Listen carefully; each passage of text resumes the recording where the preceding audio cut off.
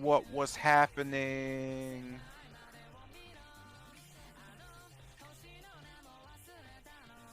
I don't recall what everybody said they were gonna do, but I don't think anybody was doing anything. And yeah, I know if you're I trying to was log in, I know you can't. after I made bullets, I was gonna look for Morden Kane. Oh, I did. I was gonna look for Teak next about the whole enchanting ring thing. All right. Before we get started, I was kicking around the idea with Wasilla. Well, she has her own kind of idea, but Ooh. at this point, I'm not sure if the Saturday thing with the new kids is gonna be super consistent, because I never think new people are gonna be consistent. So I was telling Wasilla, I'm thinking about running Phandalin on Friday and just like opening it to whoever wants to join. But then she was kicking around this idea that she had like where like she wanted to do this thing where like it would be like a one shot every week and random people can join it and they would play pre-created characters or something like that, and it would just be playing the game. And I was like, oh, that would be cool, because that's how a lot of people play anyway. But I still kind of want to do something I have already. So I mean, if anybody's interested in that, let me know. Like, eh, just to see if that's something I should do. So it would just be like Friday at regular time, and I would do it Saturday, but most people said they weren't interested in Saturday, and I'm trying to dedicate that time to the youngsters. But holy shit, they don't really control their lives. So, you know. They're simply not in control. I mean, that'd be cool. So like, each week we'd get like a pool of characters to pick from. Yeah, and the adventures would be completely new. Although you can't pace perfectly, so it might be 2 to 3 week adventures. But it would be it would be more simplified. I wouldn't expect if I ran it like that, if it wasn't Fandelver, which is already pre-built, I would not say expect a grand deep story or anything like that. Yeah. It would be much more dungeon like delving. It would be Cool. it'd be like a multi-user dungeon type thing where it'd be like a main city and a multi-level dungeon, and there'd be, traditionally like different treasures in different places. I came up with like one cool room, and I wanted to try it out, and that's all I have like as an idea, just a room that does something, and it's just a risk reward system. And I just wanted to make like every floor of the dungeon has like question mark rooms, and like if you explore every room of each floor and go back and you have like a marker that says you did, because like I don't know, you get a rock that glows when you finished exploring each floor, right? Like fuck off, right? I need a mechanic. That's cool. Right. Yeah, I need a fucking mechanic. Cool. So yeah, so then like you bring it back, and like, and it's a survival thing, because it was really Wasilla was with the idea of like it's a dungeon crawler where it's like, oh, you're gonna die, by the way, like you're not guaranteed you're gonna live, and it's just a dangerous, like, choose your adventure kind of old school D&D thing. So we just have to get as deep as possible with like the characters we're given. Yeah, like the goal would be like progressive storyline to improve the villages. Like basically, short story would be like you're just poor kids from the village. It's what's the fucking thing you had me watch? It's that. Me? Oh, Yeah, you Made in Heaven. yeah, Made in Abyss. Oh, Yeah, that. Yeah, it's Made in Abyss. You're poor shitty kids from a town, and they go down to this thing because that's where all the wealth is. Go live the dream. You might not come back, but every time you do, you get a little more power in the town, and they appreciate what you're doing for them. All past humans. That's right. I mean, Human. it wouldn't matter, but you would probably play as like, yeah, like there would be like no dark vision or anything, because old school D&D it'd be torches. It's like, here's the torch. It lasts this long. Have fun. Ah, hell, gotcha. I see. I mean, it's not really hell. You just buy the amount of time you want to spend in the dungeon. That's literally how it works. Yeah. You play Darkest Dungeon. I did. Yeah, you take the amount of torches based on how long you'd like to stay. That's it. So like you're like, hey, this torch lasts an hour. An hour is roughly 5 rooms of this thing. Ah, I see. That makes sense. That makes sense. Yeah, so it's like now we're gonna buy like 4 torches so we can run through 2 floors maybe, like shit like that. This is a game mechanic.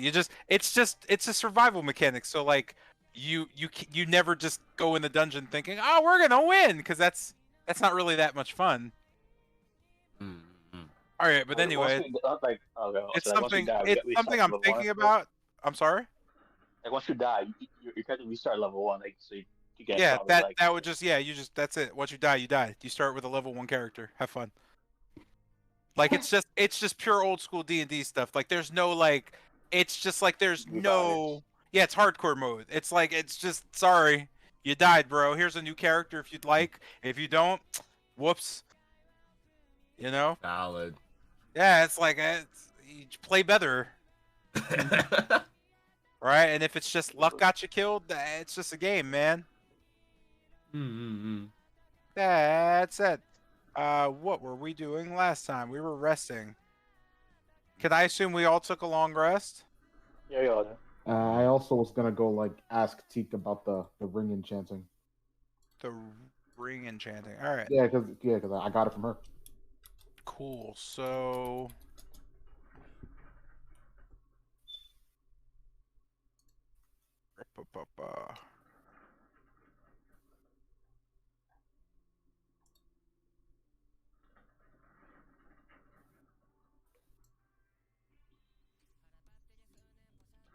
yeah, for like a split second, I thought that was Zion's choice. I was gonna say this is interesting so far for a dark fantasy. All right. So Lucian is going off to find Teak in the waning, in the early morning, I guess. Yep. As the others are going to breakfast.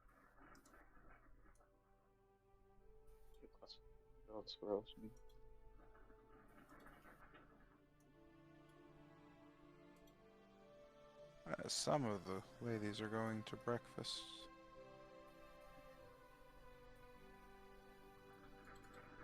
And Teak is trying to...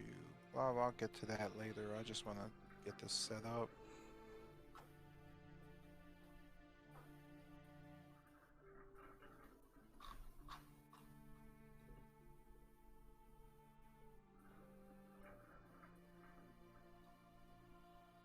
All right.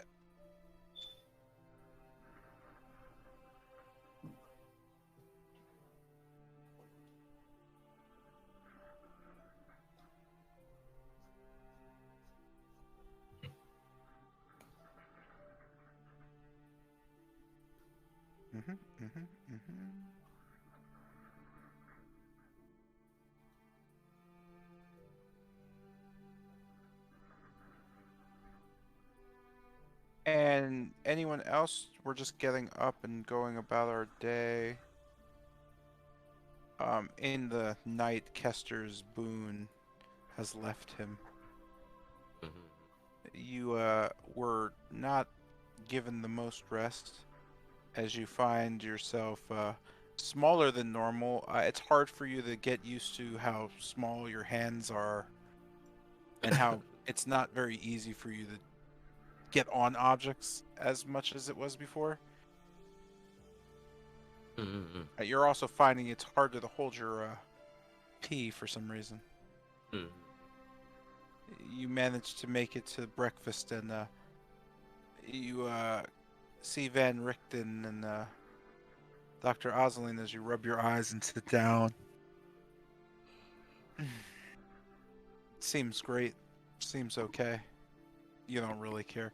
As for the rest of you, you also make your way out. Jotun stalking behind you all. quietly make your move. Whee!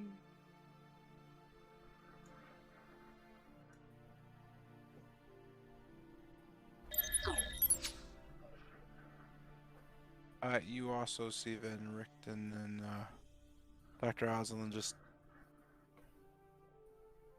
I'm waiting, still over. more or less. I'm sorry? Oh, I'm still at the right here. They're at the what, gardener. I know. You'll be. Yeah, I mean, I'm just bringing people. not finished. Room. Go for it. And that's pretty much everything. All right. With that, before we get started, as you enter into the room, Lucian, you can see just the campfire still glowing warmly as Teak kind of says her goodbyes to both Esmeralda and Lucinda as they came to check on her. But they just kind of nod to you as they move out of the room. You can look past a rather calm Teak to see Minadora just kind of slumped over in her bed, just snoring along as Teak just tilts her head a bit at you. Yeah, it's not the cutie pie. What are you here for exactly, Lucian? Well, it's about this. As I kind of show the ring, this ring you gave me a while back, the gem got cracked, and I asked Morton Kanan. He mentioned that it could be re-enchanted by one of the casters in our group, and I wanted to ask if you could help out with that since I got it from you. She just nods. That should be an easy fix, but you could have asked anybody. I don't have a problem doing it, though. She just kind of leans over to you. Don't trust the other spellcasters? Oh no, I certainly do. I thought it was more difficult than that. I thought it needed to be some kind of joint effort. She just shakes her head. No, most of us can enchant. Well, simple things. That's a pretty basic enchantment. I could fix it right up for you if you need. She just puts her hand out for the ring. And I just hand her the ring. She smiles at you. It's easier now, actually. Whatever you all did, I appreciate. That was pretty hard going for a little bit. You can see her just kind of cover the ring, crushing it in her hand, using her other hand, just almost hovering it over. Remind me what this thing was? A ring of shooting stars. I remember. Okay. I was hoping it wasn't the 3 wishes. That would have been weird. You could just see her playing with it a bit as she just opens her palm, revealing the crystal just buzzing with electricity, or more akin to just energy buzzing through it.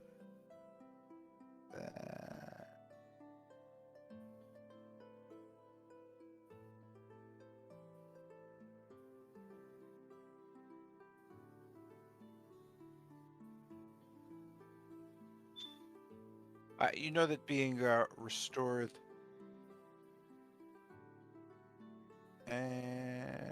albeit slightly different, you can see Teak just looking at it. Should work the same. If you don't have the Ring of 3 Wishes, who does? Oh. I didn't even know such a thing existed. Oh, yeah, I have a bunch of them. I have that. Let's see. I have the Necklace of Fireballs, the Brooch of Shielding, the Crystal Ball of True Seeing. I have a Wand of All Seeing. I have a Map of All Saying. That one's not fun. Wouldn't recommend it. There's a sword that does a weird thing that splits the earth in half or something like that. I don't know what dimension that works in, though, but it doesn't work here. We're all still here. My boss, he used that one. Just wanted to see if it would work, I guess. Weird guy, that one. Who's your boss? You are like nowhere near this conversation. You have no realization this is happening right now. Please, people, be professional. All right, the stake of Barovia is at stake. With stakes, because you need stakes. Anyway, where were we? At the different kind of magical items she was talking about. Oh, I'm sorry. She just kind of lists off a few more. You could see her pulling them out of a small bag next to her and putting them on. Most of them she's actually already wearing. You note the large brooch on her neck, shielding her, and then other sorts of things. She just shakes her head. I don't know how you could walk around without these things, you know? Magical artifacts are sorcerer and wizard's best friend. Speaking of which, she just kind of stops. You guys have a bunch of that stuff lying around in some bags, right? Kind of scratching his head. I'm not completely sure. Aside from a few amulets, I see the others wearing these boots and that ring. Not to my knowledge. He just shrugs. Well, if you have anything you don't use, I'd be happy to take it off your hands. Anyway, if you don't need anything else, I'm gonna get that one up and probably join everyone else for breakfast.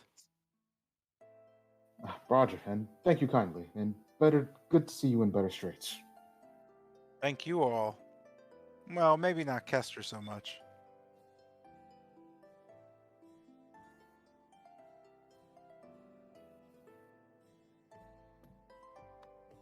And with that, I'll just accept the ring back and head on to breakfast.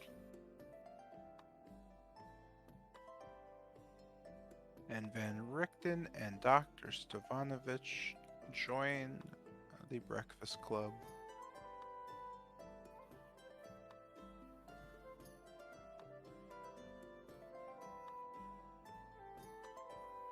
Agroth eats and leaves because people are weird. Also, he's sad. Boop, boop, boop, boop, boop, boop, boop, boop. Time passes. Although you don't notice, Kester has a difficult time reaching his food. You all make fun of him. -5 to Kester's charisma. Kill me, kill me, kill me. Where even is Kester? He's at the head of the table. I don't. Is he underneath? Yeah, I don't see him. Oh, I see him. I don't see him. Let me refresh. he's this guy. Yeah, I know he looks like, but I don't see him. Like, Oh yeah, you might have to refresh.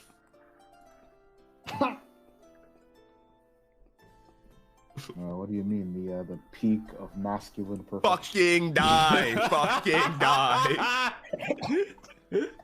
okay, yeah, now I see him. Oh, That joke never gets old. So hard being me, bro. Holy shit. I'm kicking people out because I don't have enough room at this table. That's not real, right? It has as much room as I needed to. Anyway, as you all come to a lovely eating experience, you know, Dr. Van Richten brings news of destabilization. Sending others off to go deal with other things. Plan set in motion. Camden has returned to his church, awaiting you, hoping you can secure him and passage to the end. Shagroff has went off to grumble that you're lazy and slow, and you're terrible.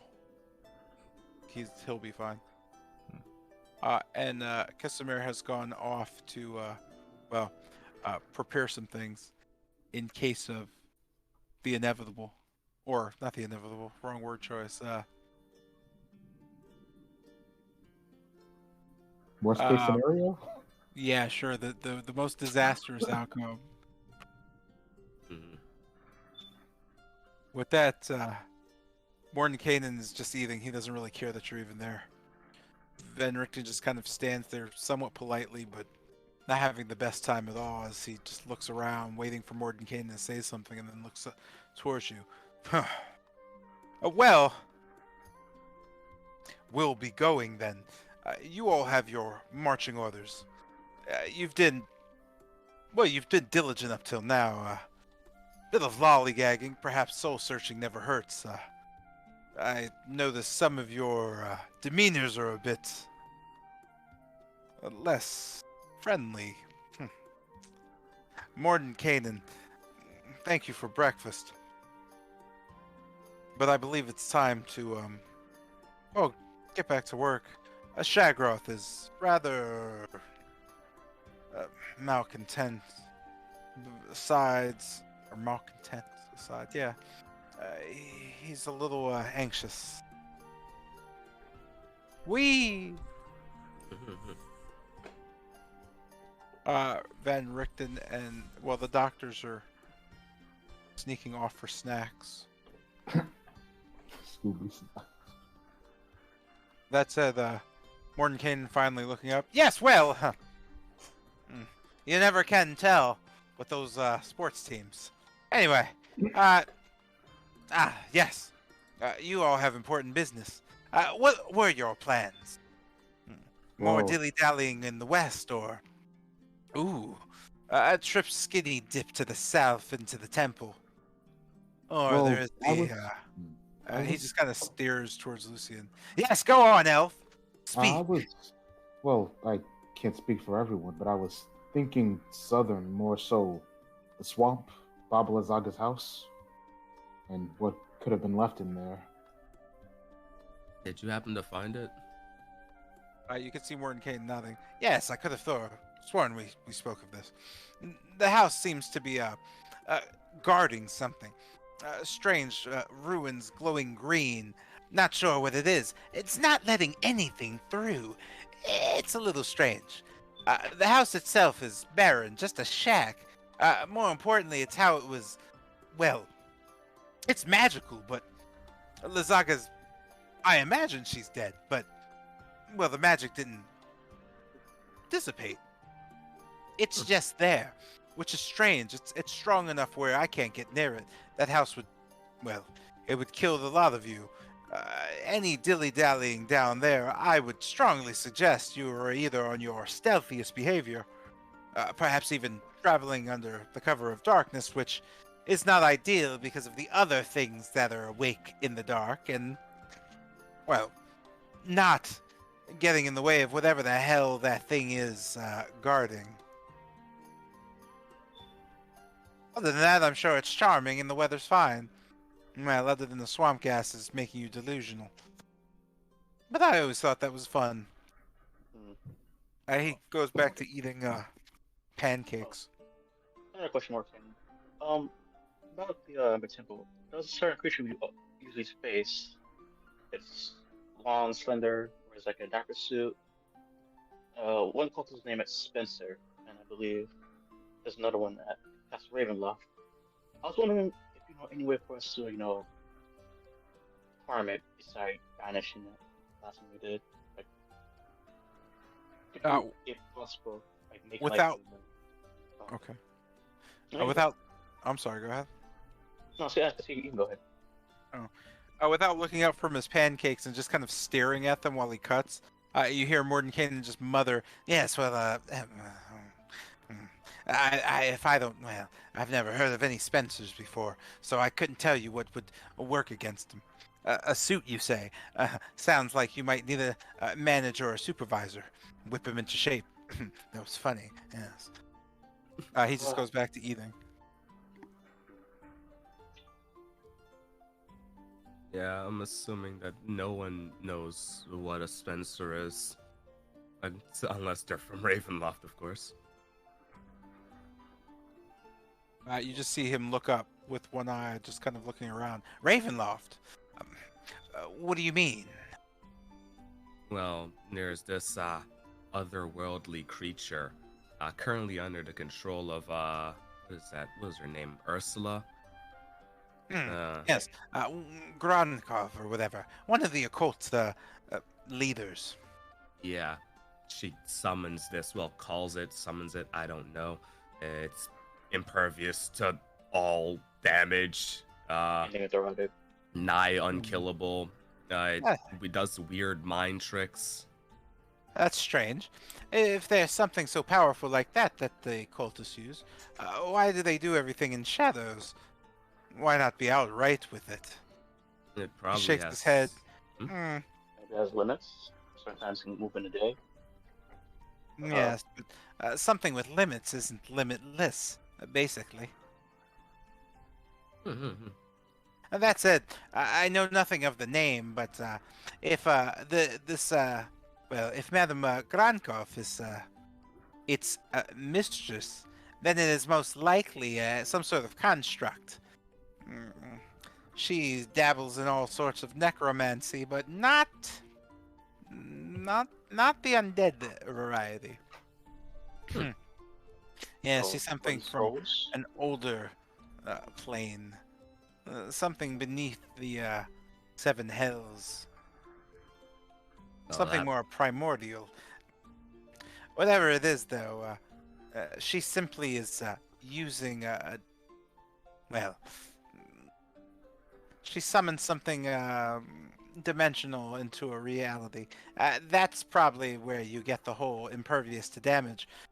It's being damaged, just not here. He just kind of waves.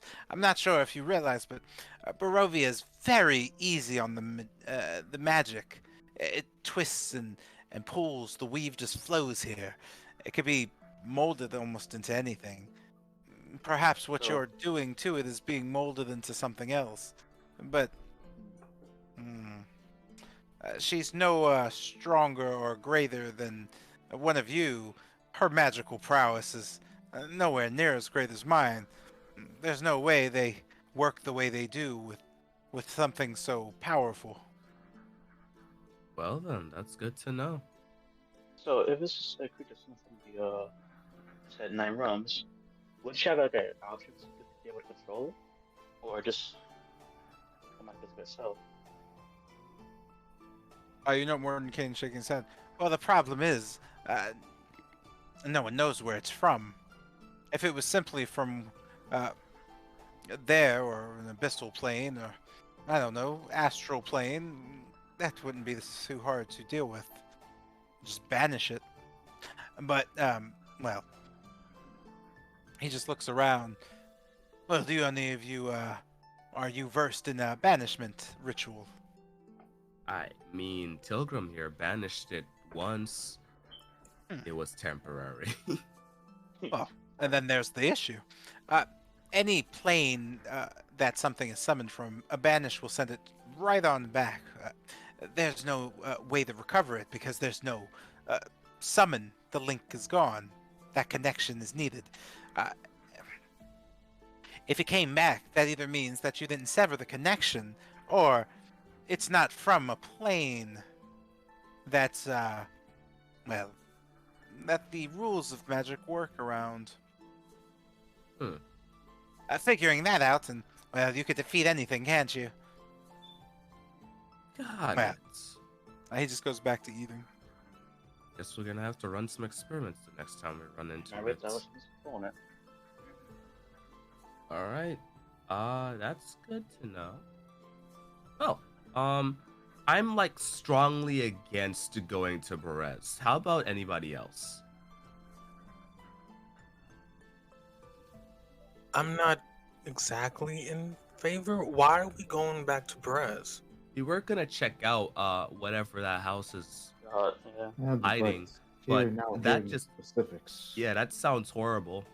I'm not gonna lie. Yeah, I don't even know if we can get the potions anyways. Didn't Pilgrim's presidential was from that? Yeah. Well, Yeah, on kind of the figured. On the other hand, would we have any kind of knowledge on where the occultist bases are? No, not at Uh, all. Mordenkainen just kind of waving his hand. Ah, there's the old Durst Manor to the west. I believe some of it said you all explored that. Yeah, it kind of Yes. crumbled. And kind of There's. like, Oh, go ahead. no, he kind of Lucian kind of leans in because he said well there, so he was expecting more. Go, yeah, go on. Another one that you all actually uncovered for us was the Vaktor residence. Okay. There was an occult activity going on, well, I guess in the forest to the south of Valaki. The old campsite was found, used by them most likely to set up, by that old rock, that strange memorial. Let's see. Yes. Ah, word has it, they were using some sort of mill to the east, and then there was that unfortunate happening in that town. Those are all the locales we know of. A mill to the east. Then The Durst Mill? Ah, the old Durst Mill, yes. I hear it's been taken up by a mother and her two daughters doing good work, but well, it still has pretty deep connections to the cult. That whole family and all. Gregor probably knows more. Then again, I'm not sure where Gregor would be at this point. Anyway, Okay, There- let's say we bring up go ahead. let's say we bring a specific object, like let's say a amulet or something. Would you be able to like track where they originated from? So some sort of tracking magic. He just kind of looks down at the table and his pancakes as they soak up the syrup. Tracking magic? Why? I'm As not, somebody of your not build well. and nature, I didn't think somebody would be so wise. Why didn't I think of tracking magic? Say, magic users. Did any of you think of tracking magic? Did any of you just track them? Anyone raise your hand if you've tracked them before?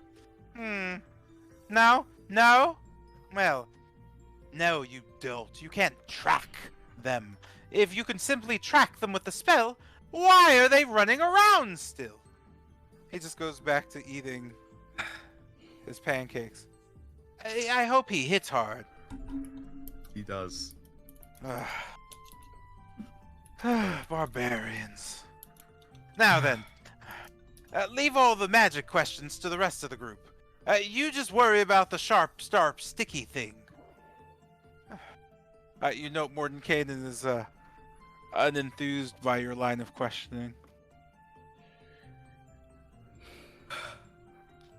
Well, now that we're not going to the certified death trap, does anyone else have anything to take care of before we go to the end? Well, Well, back on Gregor. Well, when was the last time he was seen or Ravenloft. contacted? Ah, Well, at least that's the last time we saw him, unless he showed up back here. man, You know Esmeralda is smiling. No, that was the last place he was. She just goes back to eating. There you go.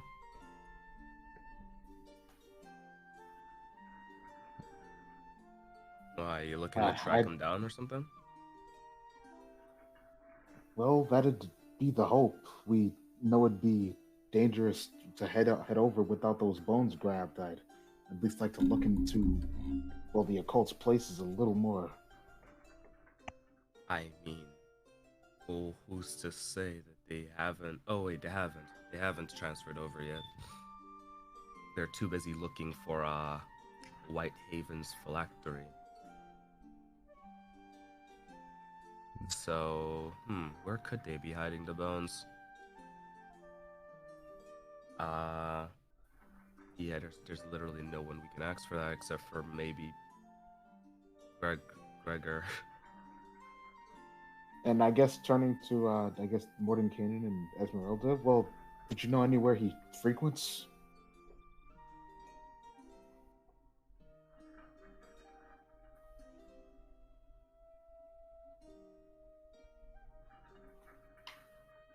Is it Is muted? it? Oh, you're muted.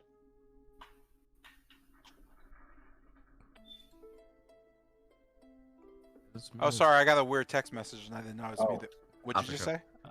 I said turning to like Esmeralda and Mordenkainen. Well, on back on Gregor. Well, would you know anywhere that he frequents? Because Mordenkainen I just A like tavern? because we know those occultists have those bones, and if he could give us a lead, it'd be worth looking for him. Mordenkainen just shakes his head. I don't know. He's one of the agents of Van Richten. He'd know more. As far as Esmeralda's just smiling. Oh, I don't know where he went. I just know it's always a pleasure to bump into Gregor. I've worked with him quite a few times. He is one of our agents. Well, I don't know where he is, but he's good at that. He could be anywhere by now.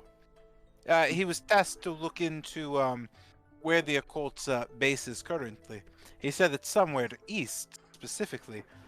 Some sort of, gate or magic they use to teleport around.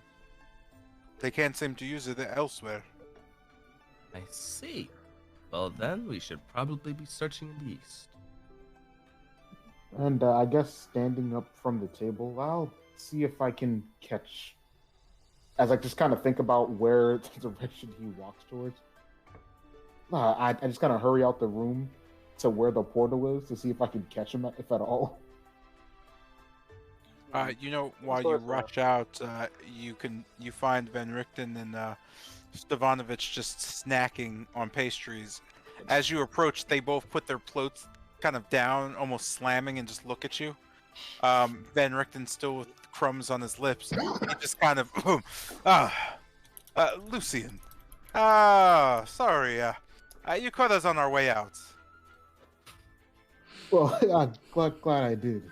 We were having a discussion in the room, and we decided that we're gonna give it a try and look for Gregor, see if before crossing over, and this will likely be our last little expediture before heading over there. If we could find him, maybe piece together where the occult's bases are and get those bones back. He nods, but slowly. You make it seem so grim. However, I'm a bit confused. What do you mean this might be the last time? Well, I mean our final stop before chasing over to the other side. Aye, although dangerous, you should be able to return. Well, there is that little issue with the bones. But once they're recovered, you should be fine. Lucian just kind of looks with confusion. I thought that once we crossed over, it'd be impossible to come back. Without the bones, that's true. Well, that's what they were. They were anchors. Each of the saints gave up their,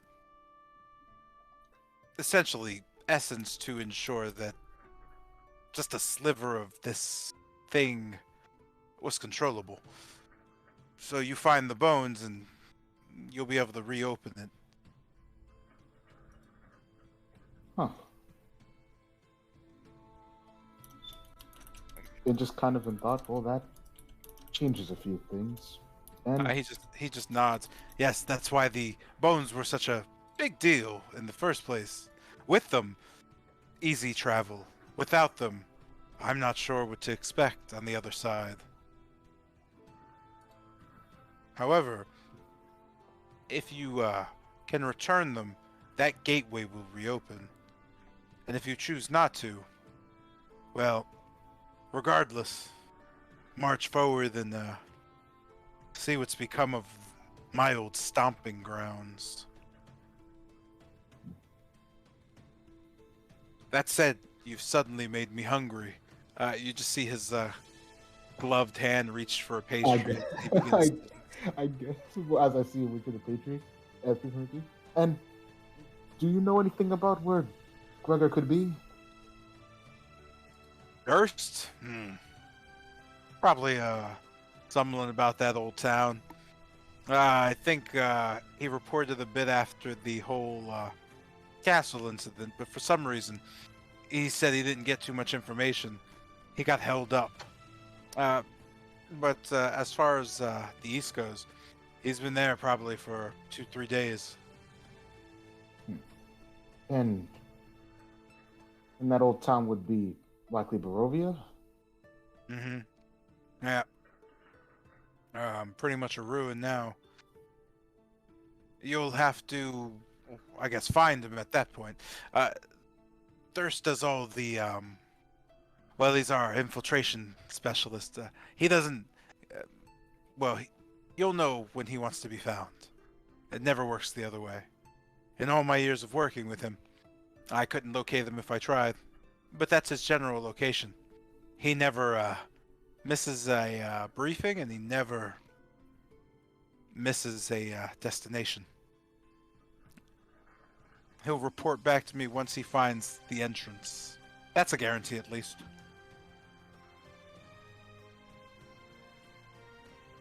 He just goes back to eating his pastries. You see the doctor has been stuffing her face. Her cheeks are incredibly just like chunky as she just kind of side eyes you really hard. I guess with our distance and seeing just the crumbs just covering her face from all the pastries, I just kind of give a tip of hat to Van Wicken. Thank you. And I'll just turn around looking away from Awesome.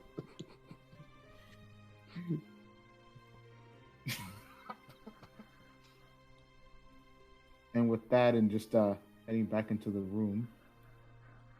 Well, I just in thought happened to catch him on his way out, and he got to telling me that Gregor is likely somewhere in the ruins of Barovia, searching for the entrance to their base. You see Morton Kane just nodding. Yeah, that sounds like old Dursty boy, out to clear his family name and all that.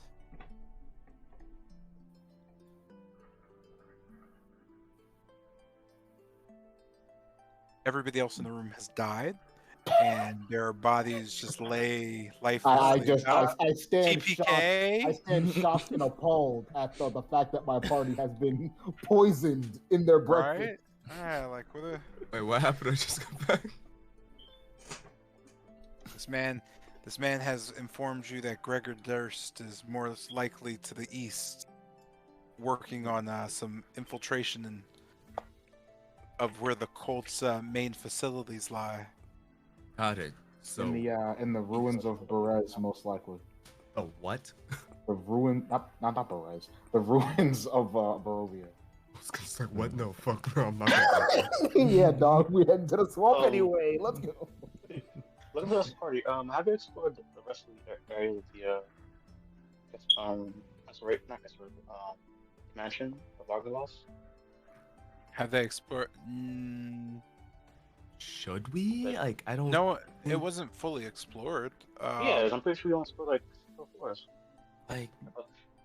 Or not?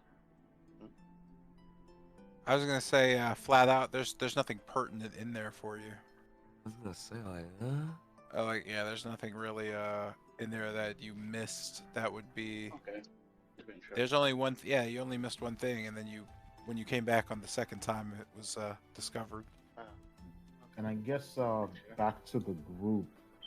And the reason I press for this as hard as I do, well, I just got told by Van Richting that once we cross over, we aren't stuck there forever. However, we'll need the bones to make travel back possible.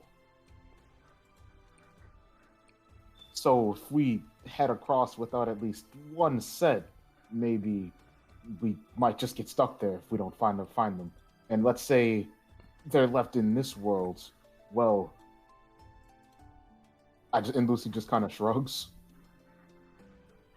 And I think we should make an effort to at least find one set, see if we can meet up with Gregor, as difficult as that sounds to be based on how Van Richten described him.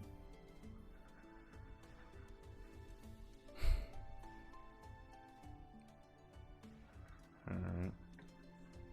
So we go over the ruins of Barovia and we see if we can find anything on him, and if he has any information about where the bones are being held.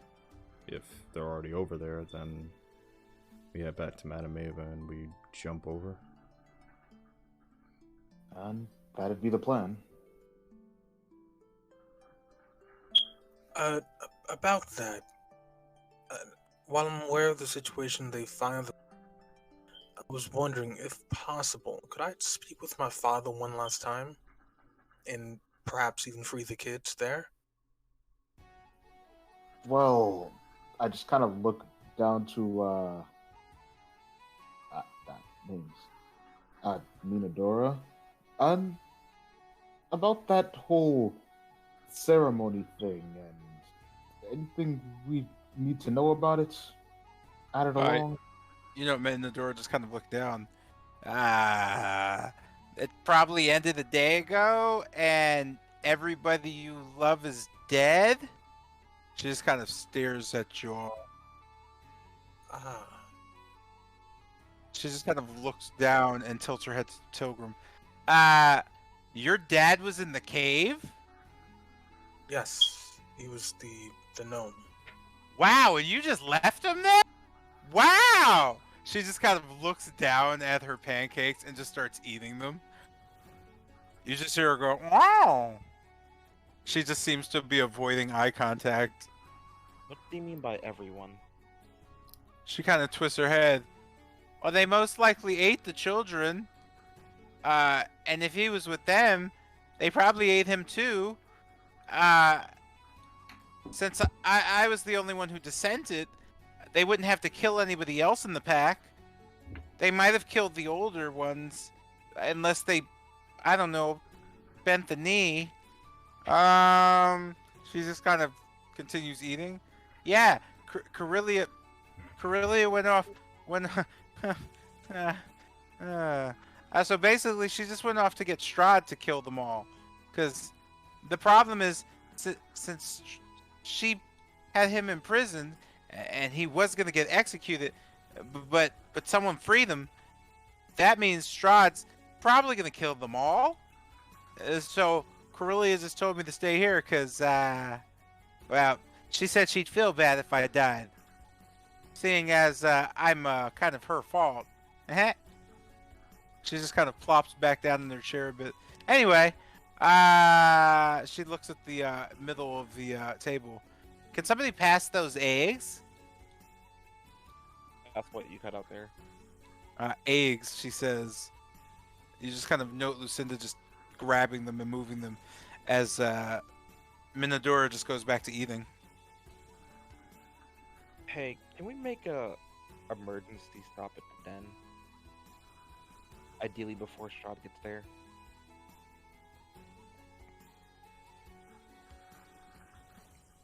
Isaiah, if you're talking, Oh no, I'm not.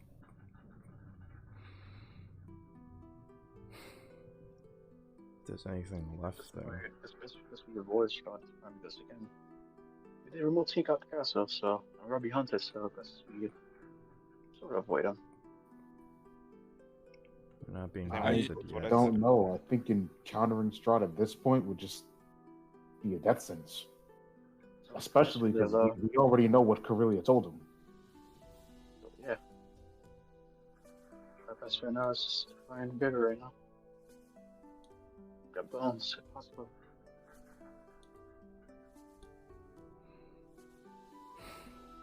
So, shall we?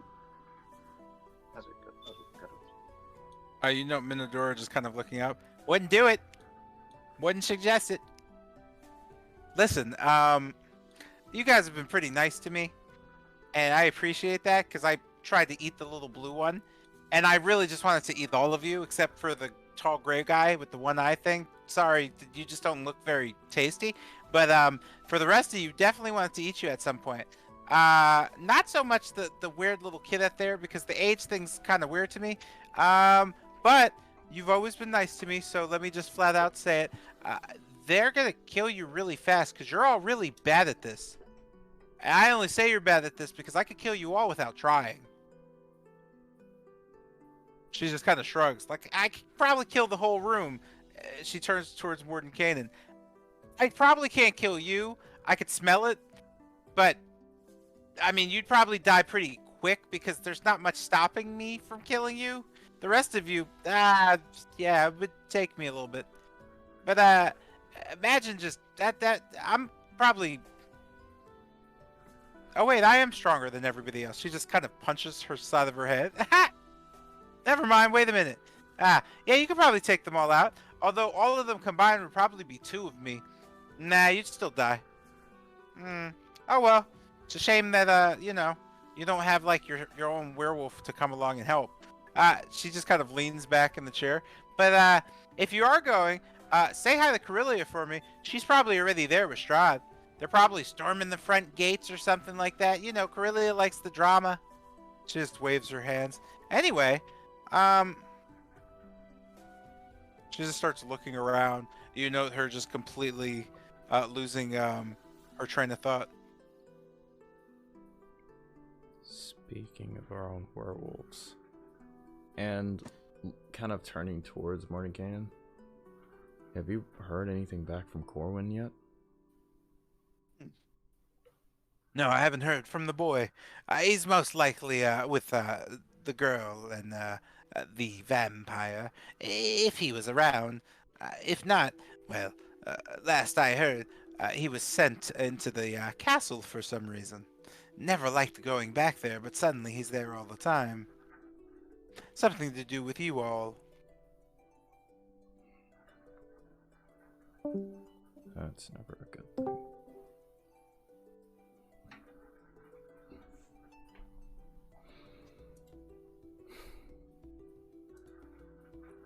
So how do you guys think we should take this?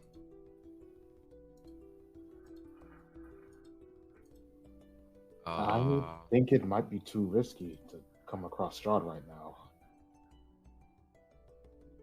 Yeah, that sounds like a bad idea. I think I'll just die.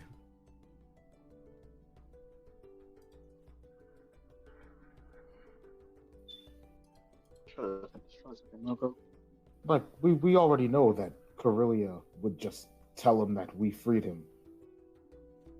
Yeah. Sounds like we'll We'll just have our die. heads. Yep. I mean, if Strahd's taking care of it, yeah, I think it's fine. I think we should just leave it to Strahd. Not a single person in that cave's gonna survive. I don't think he would kill all of the children for no reason. Then it just turns towards Kester. We're talking about the same guy that wiped out multiple cities just because he got butthurt. That uses an entire castle's worth of people and denizens for his own entertainment on a daily basis, and you think wiping a couple of children off a census is out of his league? I mean, I just don't see why he would do it. But, I mean, you know him better than I do, so... Well, are you interested in going back to the werewolf's den to stop Strahd from killing children?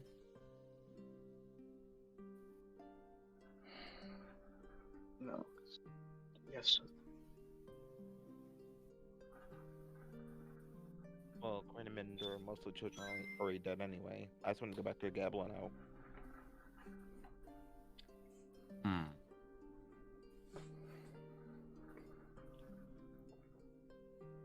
Yeah, I just don't think going anywhere near there is going to be very good for our survival.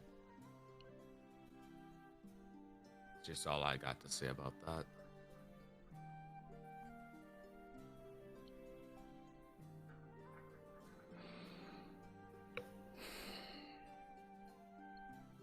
And on top of that, with Zerilia being an occultist and forget just freeing him, we ended up helping her out. If I remember right, we never really came to a head on that one. All we had was theories, none set in stone.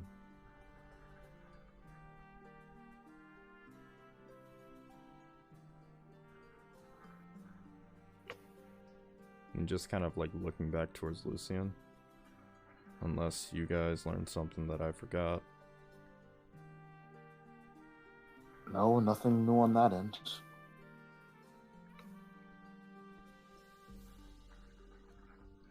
As far as you know, it still could have been some kind of misunderstanding. In kind of just clapping his hands together and holding them up. All right, we can just put this to a vote. Of those who'd like to go back to the werewolves' den, make yourselves heard.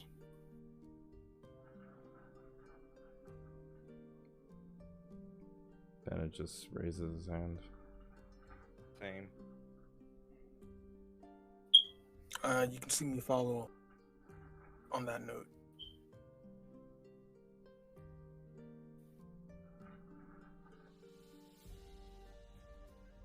And kind of looking towards Chester, Wolfram, and kind of throwing a glance at Jotun. Well, do all of you stand where you say? Yeah. Sorry. What was that? Oh, who says no? Can't risk it. I think you're the tiebreaker, Lucian.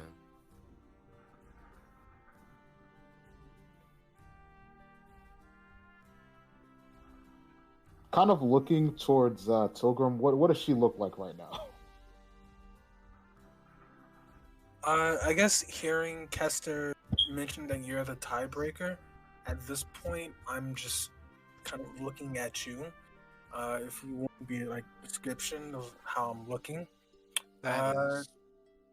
I'm sorry. Go ahead. Yeah, I'm just. That's what he's asking. I did ask. How are you looking? You're doing Sorry. the robot thing again.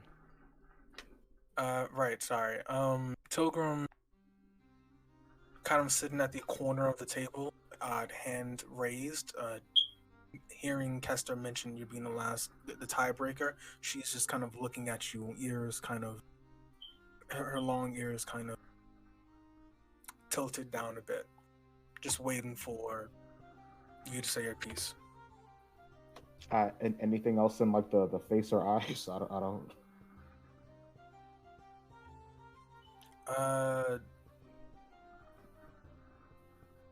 Like how does her face look? I'm not like keeping an eye on her ears or anything. I guess a bit hopeful.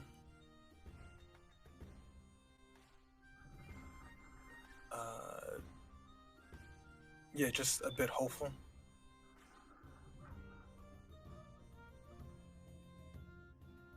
And kind of with a sigh and a raise of a hand. All right, look, we need a plan before we head in there, though. Okay. Okay. What do we got? Well, I imagine we're not going to bust through the front doors, so we could just try stealth. I was going to suggest that. Yeah. That's definitely the option, but how well that'll work against Strahd, I'm not sure. Now, what's the goal exactly? Are we getting all of the children, Tilgrim's father, and Evelyn out of the cave? I feel like that's not possible. Probably Evelyn's father. Evelyn and Tilgrim's father. And I believe those would be the priority, and if we're in a situation where we can get the kids out, then we do. Okay. If and only if. From what I remember, Neither one's gonna move without those kids. Can't remember if it was you or Tilgrim that told me, but if I remember right, her father said he wouldn't leave without any of the children. Couldn't leave them to die. Or do I recall that wrong? Certainly true. Evelyn, I don't. Well, at least Evelyn didn't say such a thing, but it'd be easy to assume. Oh, if worst came to worst, you could just drag her father out of there. So we're going to. I'm sure he wouldn't be eager to jump back in.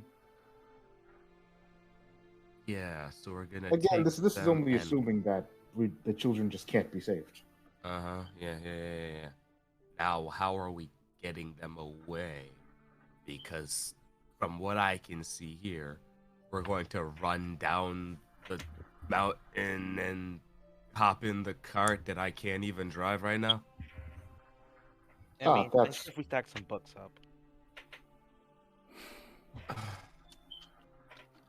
Speaking of that, I'll take over driving for now. Well, I literally don't see how this is going to work. Somebody better put something concrete down, or else. Ugh.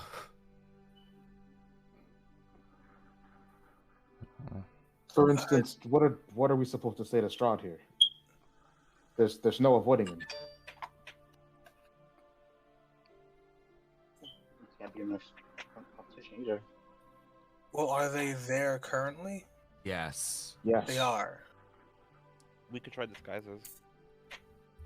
I don't think that would help. Doubt it. Oh, okay.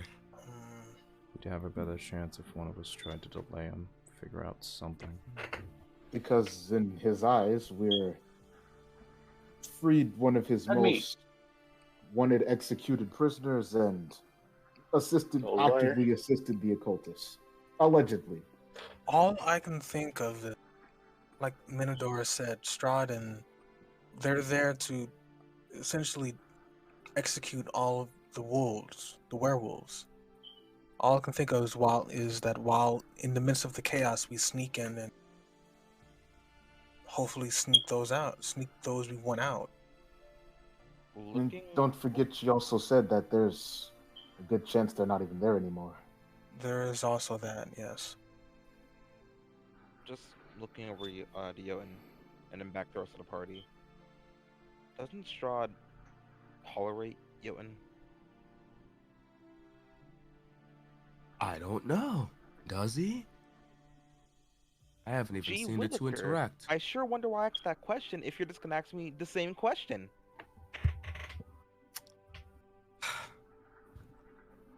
Gonna struggle.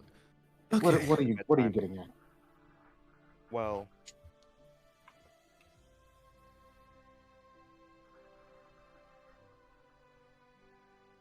Okay. All right. I like it. Yeah, so, I like it. Is there any constructive, should I be pushing this along?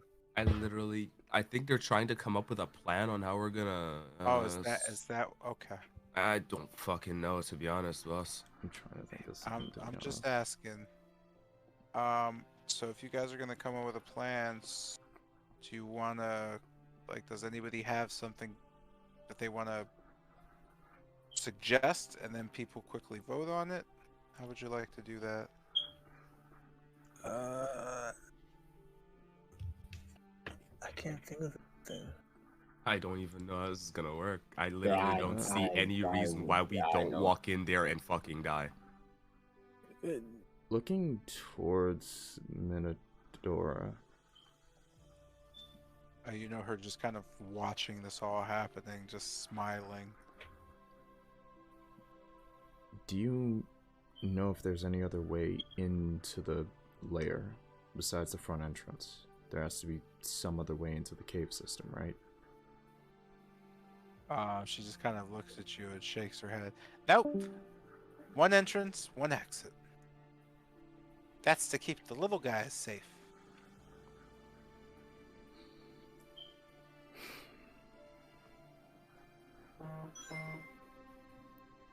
has to be some other way in. Or some way we can get around them. We drilled through the top. You just kind of see him in the door, shake your head. You can't drill through the top. On the top, that's where our sparring pit is. There's levels to that place. Mm-hmm. The main floor is where everybody sleeps, and then on the second floor, there's this really cool, like, it's kind of like a big mouth, and you can look out and see the stars. Well, there aren't any stars. Well, Minadora makes the stars, but she hasn't done that in a while. Anyway, actually, if you climbed up, Hello? hello. Ah. Okay, yeah. Minadora just kind of says, if you climb up, maybe that works. That room goes down to Corellia's room, and that weird thing she keeps, her dad made it. It's so cool. It's human flesh. Well, there's some dwarves and some elves, but it's mostly human flesh, and it's a big draped carpet thing. She used to sleep in it as a kid, as a blanket. It's so warm and the skin feels all soft. She lotions it. Ooh. Oh. Kind of holding back vomit. Anyway, Um, if you get past that, then you're in the back of the cave, and then the holding cells are right there, to the left. And then we can take them out the same way. Yeah, but that's Corellia's room. So, that means that Zuleika will be there. Fuck. Because, I think she's in charge now. Unless Emil's the pack leader. Well, if she's not there, she's always at the shrine, praying to the Mother of Night. Or rather, I'm sorry, Mother Night. Mm. Mm, mm, mm, mm. Literally feeling more and more grim by the second. I just don't think this could work. Our only routes of entry are, well, with Strahd, then Corellia, or Zerilia and... Not his name. But you get the point. Yeah, how can we how high do you think the odds is that they all ran out to the entrance in order to combat Strahd and didn't die immediately? Considering Strahd's strength and theirs as a pack. If there's a danger to the den, I'd assume all hands would be on deck. Especially if it's So if Strahd's there causing a ruckus, we can try to slip in through the sparring pit, if I recall correctly. Slink down, hopefully Zuleika would be with Emil towards the front trying to handle the situation.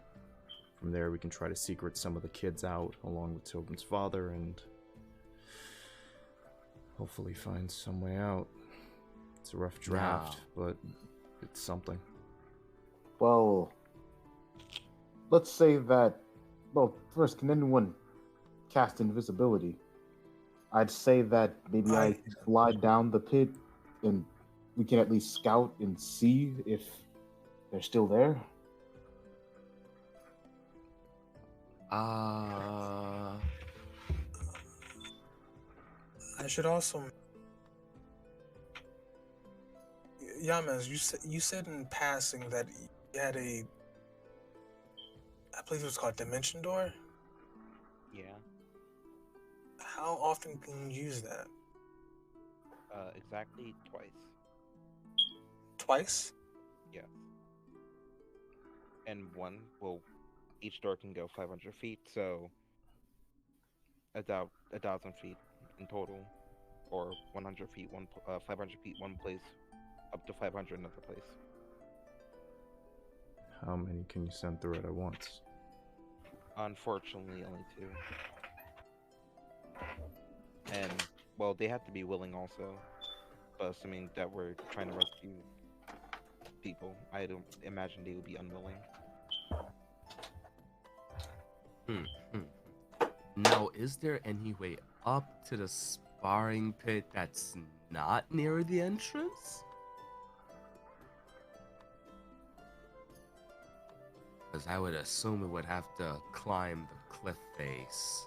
You could see Minadora just nodding. Uh-huh, uh-huh. But it's the other side. Cool. Oh, so we just have to come, well, from the back of the mountain. She just kind of nods. Well, you can't do that, silly. You just have to walk around and then go up. Then you climb that top thing. But the surface there is. She just kind of stops and looks at her hands. Can you guys climb with your hands?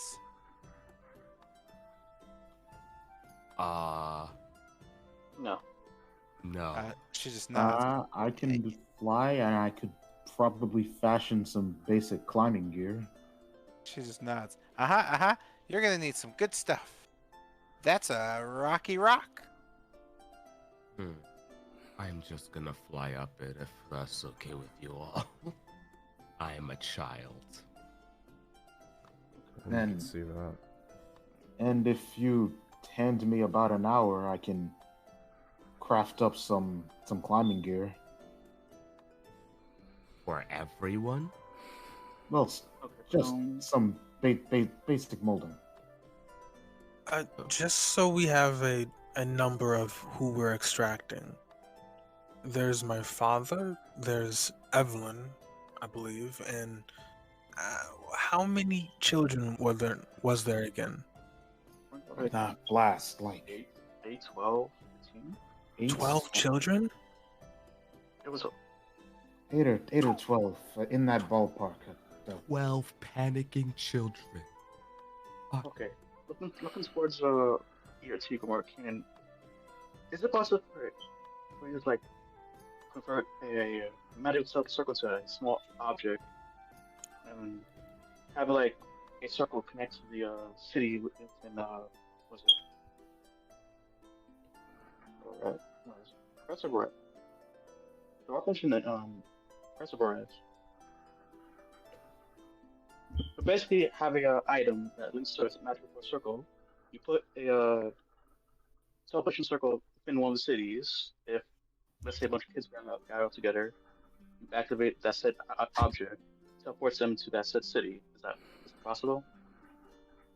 Have a portable teleport into magical circle, and have Do a link we- to one city. I'm not even sure we have that kind of power of teleportation as an option here. Yeah, I literally don't even So know if- what any of that means. Like, if I'm sure if we did, it'd be a lot easier, but I don't believe that's something we have available. So, looking over towards Morning Canaan, No, yeah, Would it be- I was actually and I'm working about this. would something of that caliber be possible? Because I'd imagine getting up a cliff face into the den is one thing, but transferring 12 children out the same way definitely wouldn't be as easy. One can they mentioned that you can enchant stuff. You see him just kind of nodding. Well, you just need some simple tools. Let's see.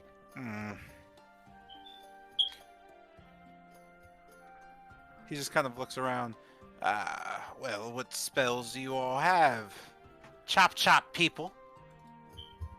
Hey, can you kick me so I can rejoin?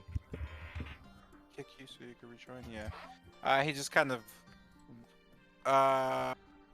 no, I can't kick you because it says you're not here. He just kind of wags his finger. You know, let's see. There's the big bee hand thing. You can use that to grab a few of them. They shouldn't weigh all that much, and just ball up a little bit of a fist, and they'll have a fun time. They're kids after all. When's the last time they got on any rides? If the werewolves are trying to eat them, that is. Let's see.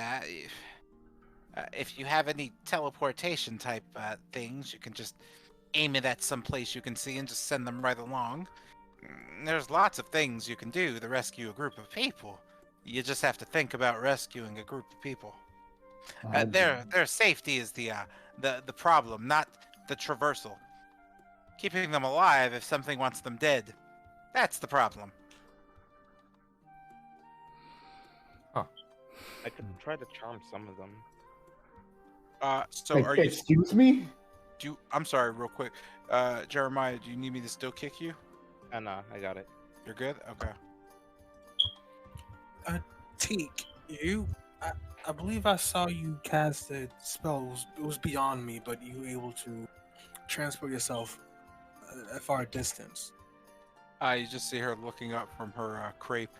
Yes, that is a teleportation spell. It's pretty average. It's a little high level for you, but you'll get there eventually. Can you carry others with you, or is it only on yourself? Like, can you only cast it on? Oh no, I can cast it on others. The problem isn't that I can't move others. I don't know if you've paid any attention to me using it, but the accuracy of it is slightly off, I should say. Every now and then a mishap happens, and, well, I've gotten a few. So I don't think I'd be comfortable doing that. We wouldn't want that happening with the children. That would be a pretty shocking Is there end to things. Is there anything we can do to try to stabilize it? Well, as long as I have a clear understanding of what's happening, there's less of a chance of a mishap happening. If I can actually put down a summoning circle, that's the best approach. As long as the circle's down, I can teleport directly to the circle. It's always accurate. She just starts looking around. I don't have an object to attach to, and we don't have that kind of time. I could build a circle. Okay. How big? It will take a little bit. And Kester. hey, I need some time to make whoever needs it climbing gear anyway. Kester, how big is the cart? Like, how many people could it hold? So I just kind of like look up and just kind of tap my cheek. Hey, Mr. J, how big is the car? How many people can it hold? The wagon holds 4 people comfortably on the inside, 2 people on the back, 2 people in the front. Anybody else has to walk on the side of it. 2 in the back, 2 in the front. So 8 people. 8 people. 8 people. Do you know So, Spillway? what if? Well, traveling is a. It depends. How far away can you set that circle, T? Circle? Oh my lord. How far away can you set that circle, T? She just kind of shakes her head. It's going to take me a few hours. It's going to be permanent. I could set it from anywhere, but having exactly where you need it is the most important part. The longer the distance, well, the bigger the expense. I'd suggest somewhere close by that it doesn't cost as much. How about Kresk? She just kind of stares at you. Or would that be too great of a distance? Depending on Barovia's sense of humor, that could mean sacrificing an actual life. Far too costly. Understood. I would suggest just somewhere close by in seclusion. Maybe somewhere in the forest right before the entry point. She just kind of looks. Does anybody have a map? Is Baratok Tower too far? That's further than Kresk. And it is. with the map, I believe there's one in the drawing room. And okay, I'll just go and grab that. It would have to be somewhere isolated in Svalich Woods. Depending on if the wolves are busy with Strahd, trying to defend them, The chaos will give us enough time Hooray. to reasonably figure some open area. So maybe like right here. We could try very this crossing. Teak nods. That's fine. All right. Okay. We have a plan for that one. All So right, that's how we're so going to extract them. all right, so we travel around the back and we head up to the their fighting ring, and That was here. Yeah, about Yep. there. But not all the way down there. Hold on Yeah, now. not Not all the way here. down there. But Because it's really just the 10. Mm, so, yeah, Oh, I'd so say. not, yeah.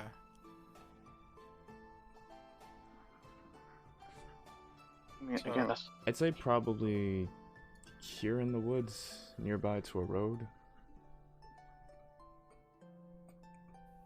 I'm just trying to avoid the whole vampire and force situation. yeah, that works. And then we could head like, and then we could head left to Kretsk. Just have someone set the cart right there. Yeah, so right there. It's good rise. From the way it's Alright. set up, it would be about a mile and a quarter away from the wolf's den. Okay. And then after after that we head straight to Kretsk. Yeah. Okay. So now, you said something about invisibility. I can make us all invisible. But Yes, because I suppose after we get to the back of their den and climb to the top, I'd just fly in and scout and see if they're even alive. Because if they aren't, there's no point to this at all. Yeah, I mean, but like, here comes the downside. Here comes the proverbial but. yeah, get about It'll last for a minute. That's assuming that Tilgrim here didn't have anything else that she was gonna bring up. On the account of invisibility, I might have a way around that. I have a way to have it last an hour. Huh? And that's well and good by me. How many people? All of us? I guess just counting everyone. You know, I could maybe at most cast it on 4. All right. Well, from my I'm- assumption, I assumed that we'd go around back, I'd scout, be sure they're still there, and then it'd just have to be, say, me and Teak, me to be sure the coast is clear, and Teak to use her teleportation. Yeah, that sounds good. We don't all need to be there. I definitely don't need to be there. He just kind of looks towards Kester. Aw, you don't. But I don't need to be there either. Even though I have to be there because I'm the only one who can actually do the teleportation, you're coming too. Oh, lovely. Good to We know. All we right. would Well, need then that'll be me, Kester, and Teak. we would need a group to escort Teak in and out. Not only that, but I'm assuming the summoning circle would probably need to be covered. I feel like leaving something out there with no eyes on it may end up use backfiring. foliage. I mean, I Well, just leave the card out there. I'm pretty good with some forest cover. I could probably cover it up well. All right, so we leave the cart by the circle so that we can make our quick getaway, so to speak. Me, Teak, and Lucian are going to go inside and rescue the children. Teleport them out. Invisible. Invisible. I guess Tilgrim should also be there. I don't Well, know, maybe just- to convince well, your just- father to leave. There is that. No. If we can't save the children, then Yeah. All right, and this is all assuming that we can, that Zuleika isn't. Okay. There's another thing I'll mention. Is with a mask or scent. Forbid. Mascar If- scent. If clearly smells nearby, then what? Pardon? He does raise a point. I mean, Even if imagine we're that invisible. she turns away from Strahd to catch us. Looking towards Oh, because I'd assume the rain would be good enough for that. my wife. I mean, just turning to Minadora. Yeah. How good is what's the her rain range? at masking a scent? Or what's Krilla's range of She just kind of smiles. For us, that's not how it works. Our sense is based on magic. We could smell you through anything, unless you have a way to stop your magic scent. Nobody in this room can do that. Oh wait. She turns to Mordenkainen. One of you can. Mordenkainen just nods. Yes, it takes a strong will, a hard body. Fuck. And how long would that take to learn? Well, it depends. Well, I suppose you can measure it in magic. It's a level 9-ish. 10. You'll get there soon. One day. Great. Isn't that possible to enchant on an object like certain magic items? And have with the 4 carry them on them? There are spells that do it, yes. Huh. I guess over to Minadora. Well, do you have a rough distance that they can't smell us from?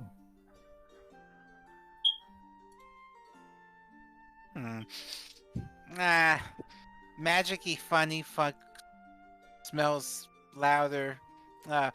Big stick dum-dums. You guys aren't so bad.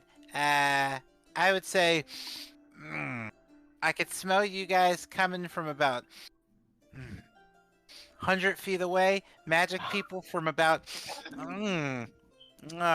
200. Roughly, we just know you're there. But that depends if we care. Usually we don't, because we can tell how strong you are, and usually, well, always, nothing ever comes near the cave that could kill us. Not all of us combined, at least. And Corellia never transforms anyway. I don't think she's ever fought transformed. Well, unless she's just messing with someone. Her true form would probably... She just kind of looks around. It would probably destroy this spell immediately. So assuming her and Strahd are at the front, their roles would be way more focused on dealing with them. Because they could Couple have of- caught them coming from a good distance. Yeah. Good to know. All right. That's the Wait, plan. Any can concerns? you pinpoint, or is like, are you overwhelmed by like all group of magic gears together, or you can pick it out individually? For Mendora. I'm sorry. Say that again? Saying if there's a bunch of like, let's say, example, let's say there's a bunch of people around, can you pinpoint exactly percent, or it has to be fifth one at a time? What's collectively? She just kind of looks at you. We could pinpoint scent up to like a millimeter. Okay. She just kind of looks around. Yeah. She starts to look more engaged. I'm better at being a wolf than a person. It's weird.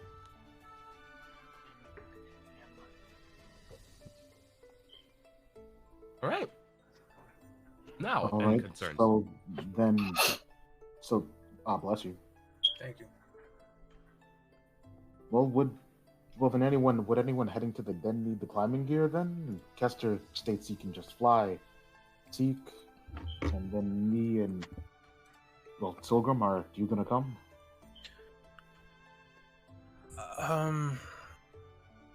I can come.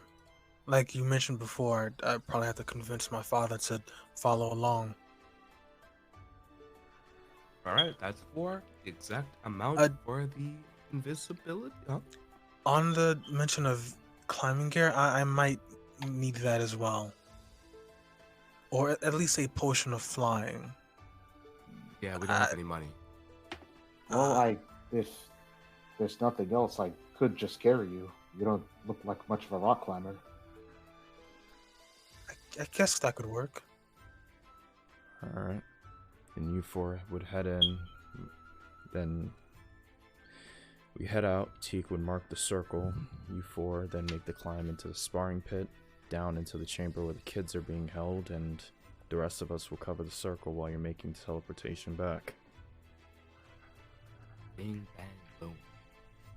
In and out. Hopefully remain keep away. That's But with Strahd and Okay, Corellia storming the gates, they'd We're be just way more gonna hope they don't focused. care. Because that cave is... It may be big, but I don't think it's 200 feet big. okay. And So in then, the event they do, we will retreat. Huh? It's way bigger than 200 feet.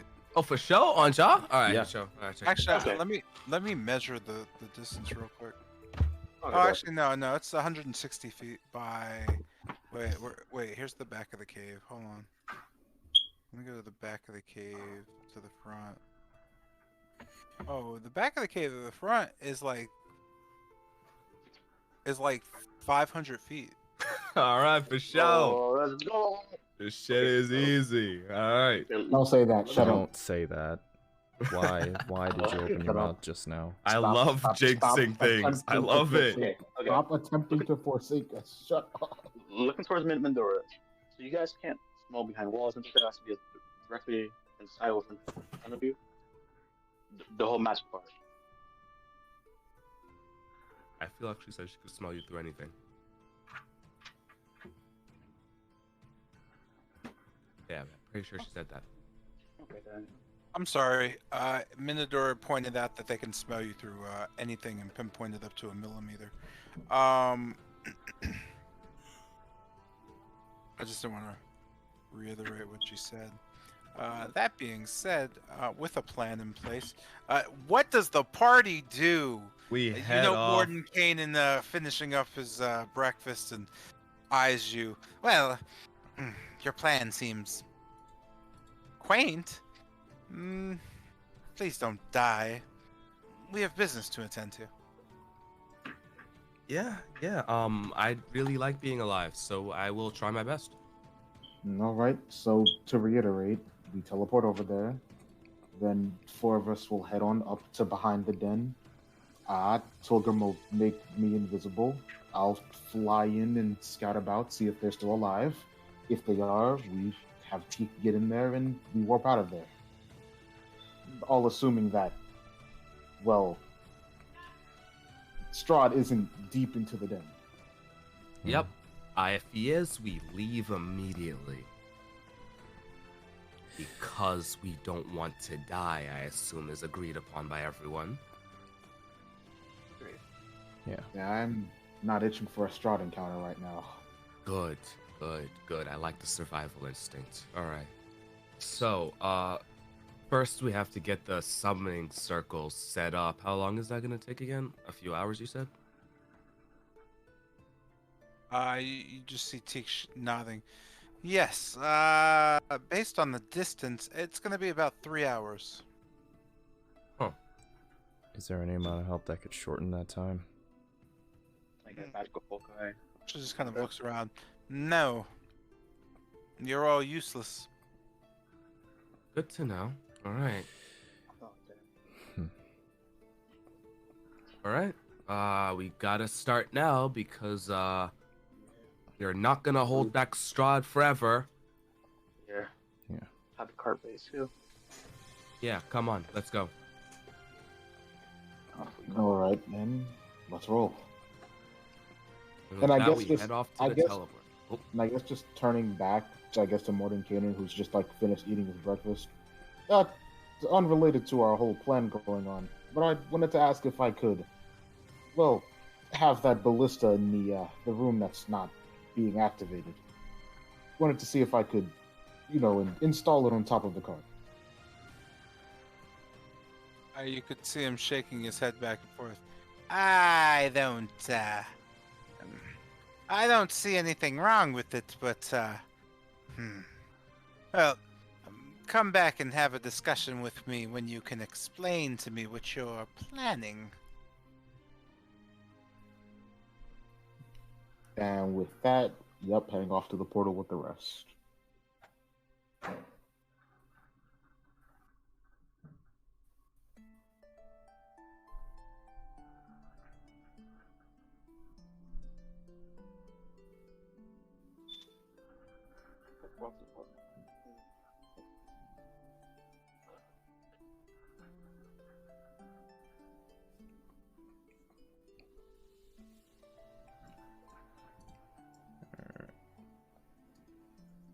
With that, you are all venturing out. Yes, no, maybe. Indeed, we are. Anything? Yep. Any other issues? Anything else needing Nope. to be done? Right.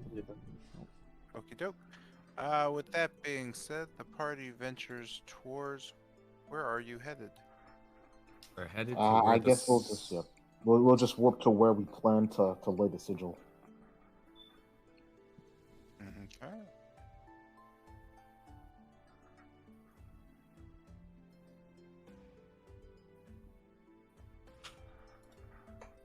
I am going to take out the cards.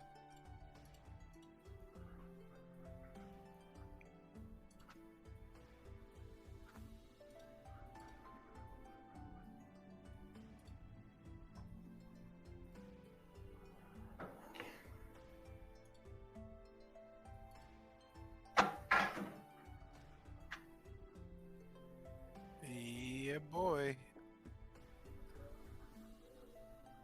I'm gonna start grabbing like any bush or anything like that.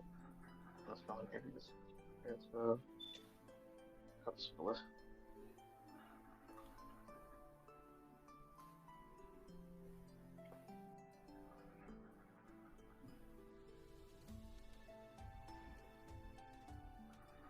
Guy, were you just talking? Yeah. I didn't hear a single minute. word you just said.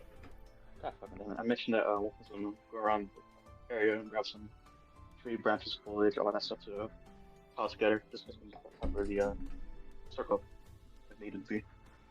When needed to be. Sorry, Wolfram is going to go around collecting branches for what? Like, stuff we need to cover the match circle.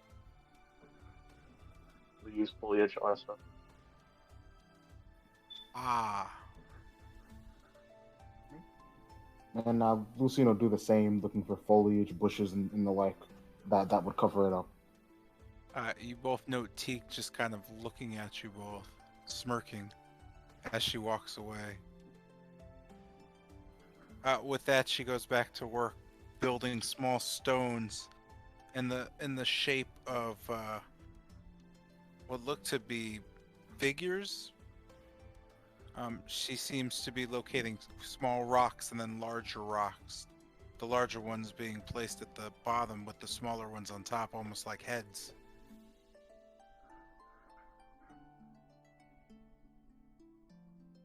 With that, an hour has passed. In this hour's time, you all stood there and watched as. I'm sorry. Teak continued working. What happened? I guess with this hour, while keeping watch, I kind of turned to Tilgrim, and well, in the time we have, would you want to see if we can find anything for potion-wise, or just not the time? Teak mentioned that it would take about 3 hours to build the circle. So I'd say we have time to look around. Sure, we could look around, Lucian. And I guess we just look around in the nearby area while still like in eye view of the cart. And I'll just keep an eye and ear out for any kind of like wolves. What are you looking for? Uh, I am. Well, I'm not sure what Lucy's looking for, but I am looking for. Miss, I was looking for Miss Flower. Yeah. I'm looking for any vegetation that could restock the alchemy, such as mistflower, straw, uh, carbuncle, Shiva shrooms. You know, the works.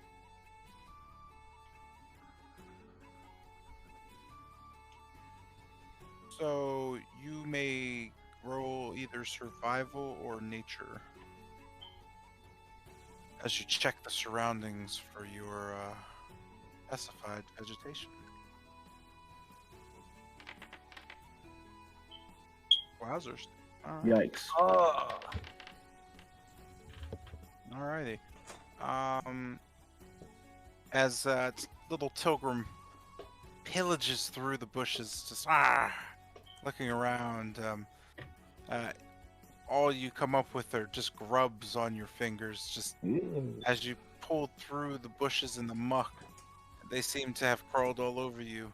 You just kind of sit there for a little bit, just watching them before it dawns on you what they are as you splat them down and get out the bushes, just turning your head, just you see Lucian just smiling at you as he has a massive bushel of mistflower he just kind of picked quickly.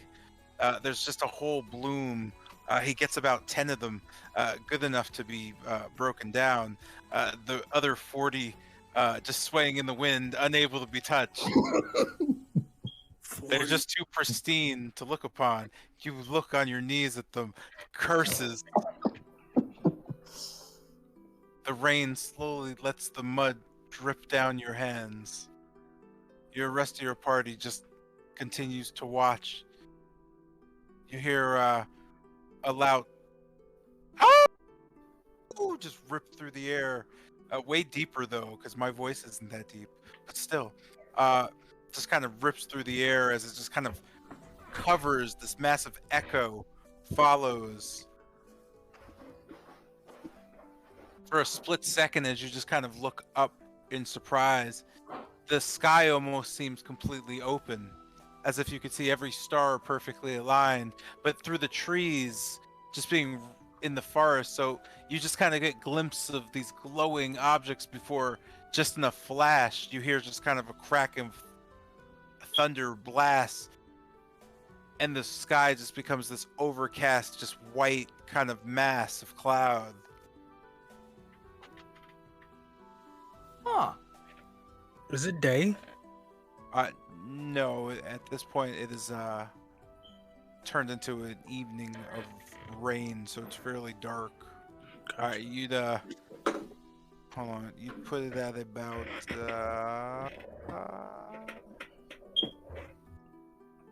yeah, you'd put it at about 11:30 in the evening actually. So I was off by like 4 hours. It's a lot of hours. With that, and hearing the crackling, it seems that those beautiful flowers blew away in the wind that swept past. The area just laying dark and bushy and bearing.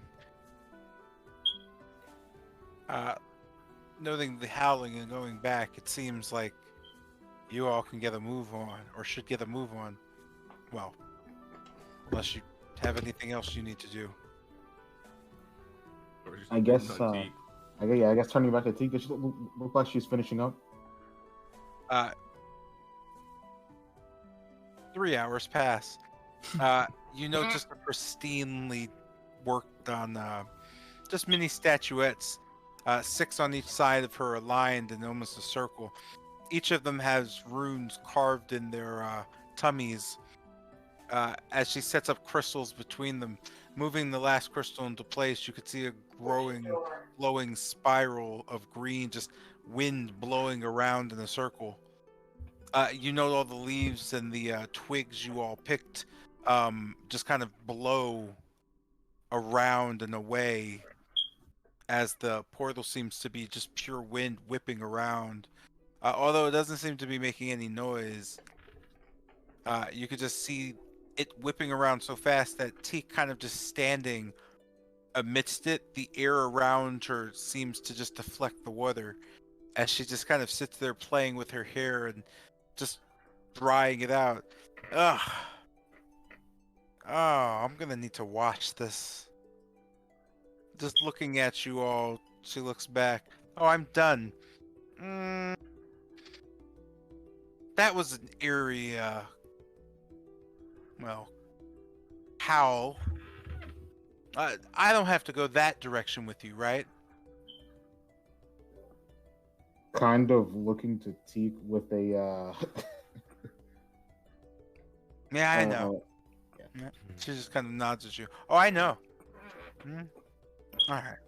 Are we ready? I'm not. ready to roll. Okay. Teak begrudgingly just throws her hands up and goes to wherever Jotun is sulking. Alright. Well, let's go. With that, you begin the trek. Yep, and we'll just head up like the left side. The woods are treacherous, and the mountain is well, not all that scalable. You come to your first issue of the mountain rising out of the woods. You know that to be about 300 feet directly up. Not sheer cliff. That's quite rustic and jaggy. You could just see Minadora. Sorry, I forgot her name. You could just see Minadora pointing her finger. That! You could climb that. And then it goes back there. All right. Only 300 feet? She kind of just looks back and shrugs. It only takes me a second. Yeah, this won't. How many people are even going up this thing? It's only the 4 of us, yeah? Minadora, are you joining us? I don't really want to. If I have to fight one of my, brothers or sisters to the death, that's probably not something I want to do. I'd most likely just turn on you immediately. So I think I'm going to stay here, because I already want to cut your throats. But, well, the sensation is, it's not that strong yet. I guess with that, first time in a bit I get to use this. I'll I guess it just goes for me and Tilgrim. That, and I'll just kind of instruct Tilgrim on how to just use the terrain to not tire herself out as much. As if it's difficult, we could just keep on moving. Following the instruction, a film of sweat just start to, fall down her face. It's tiring work.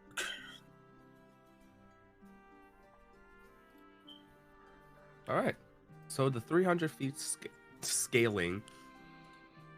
Yeah, I'm just gonna levitate up that. Yeah, I'm gonna cast levitate on myself. How fast does levitate go? I can move 50 feet straight up each turn. But it's not like a straight up thing. It's like a. I thought she said 300 feet straight up. No, it's no. Incline. Yeah. In that case, I don't even have to use it. Yeah, I put out my hand to Kester. Do you need someone to help you move along? I mean, yeah. As I levitate and just grab onto his shoulder. Let's go.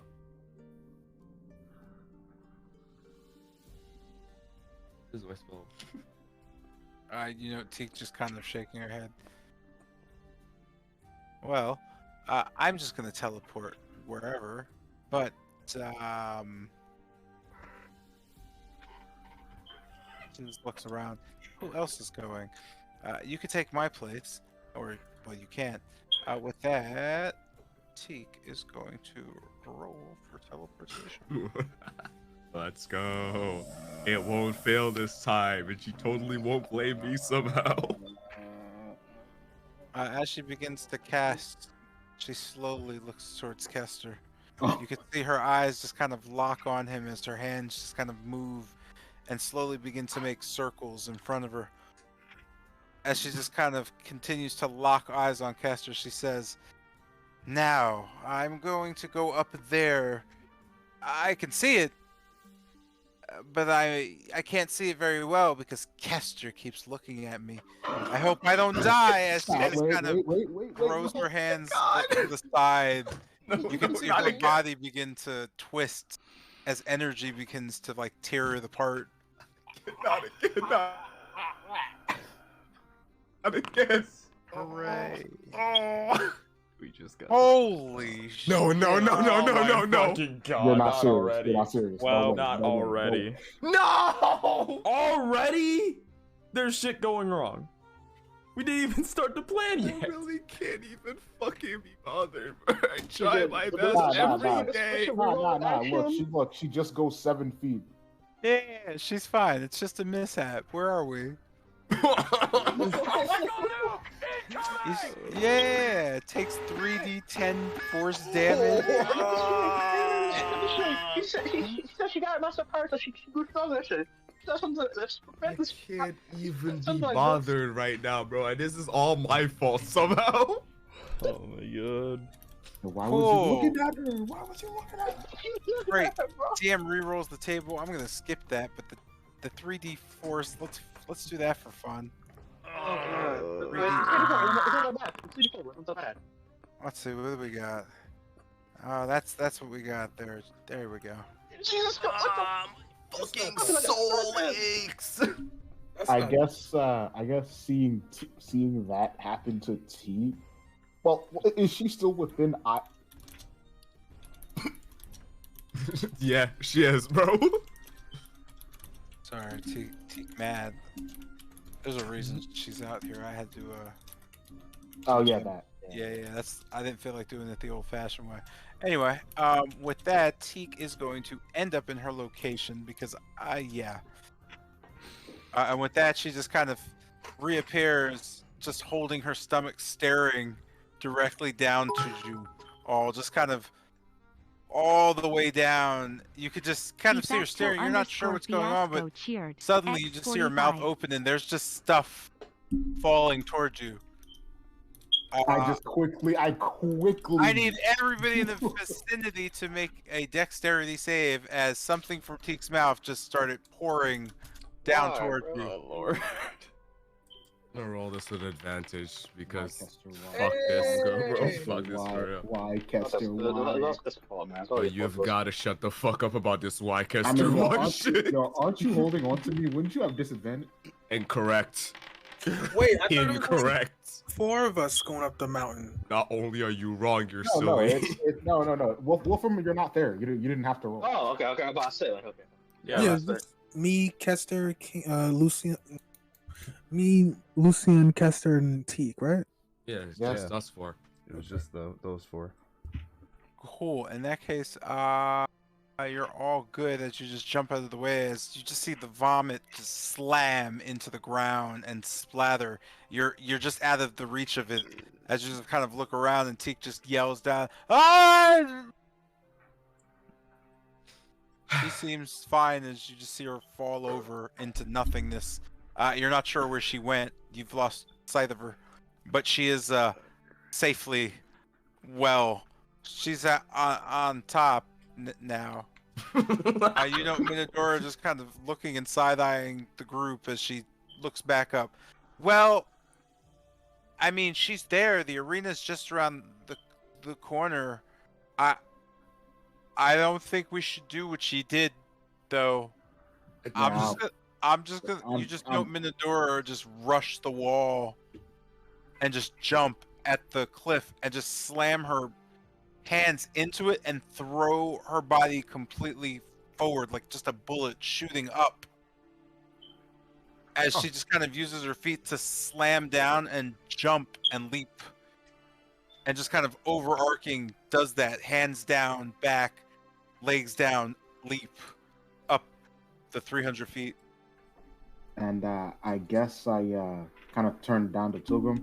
Well, would you care if I just carried you and we just got there quicker on the boots? Please. I guess You just just- kind of. I guess just kind of. What? Go ahead.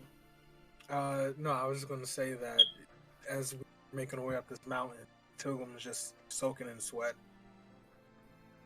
Yeah, I guess just pick up Tilgrim and we fly up after Minadora's trail.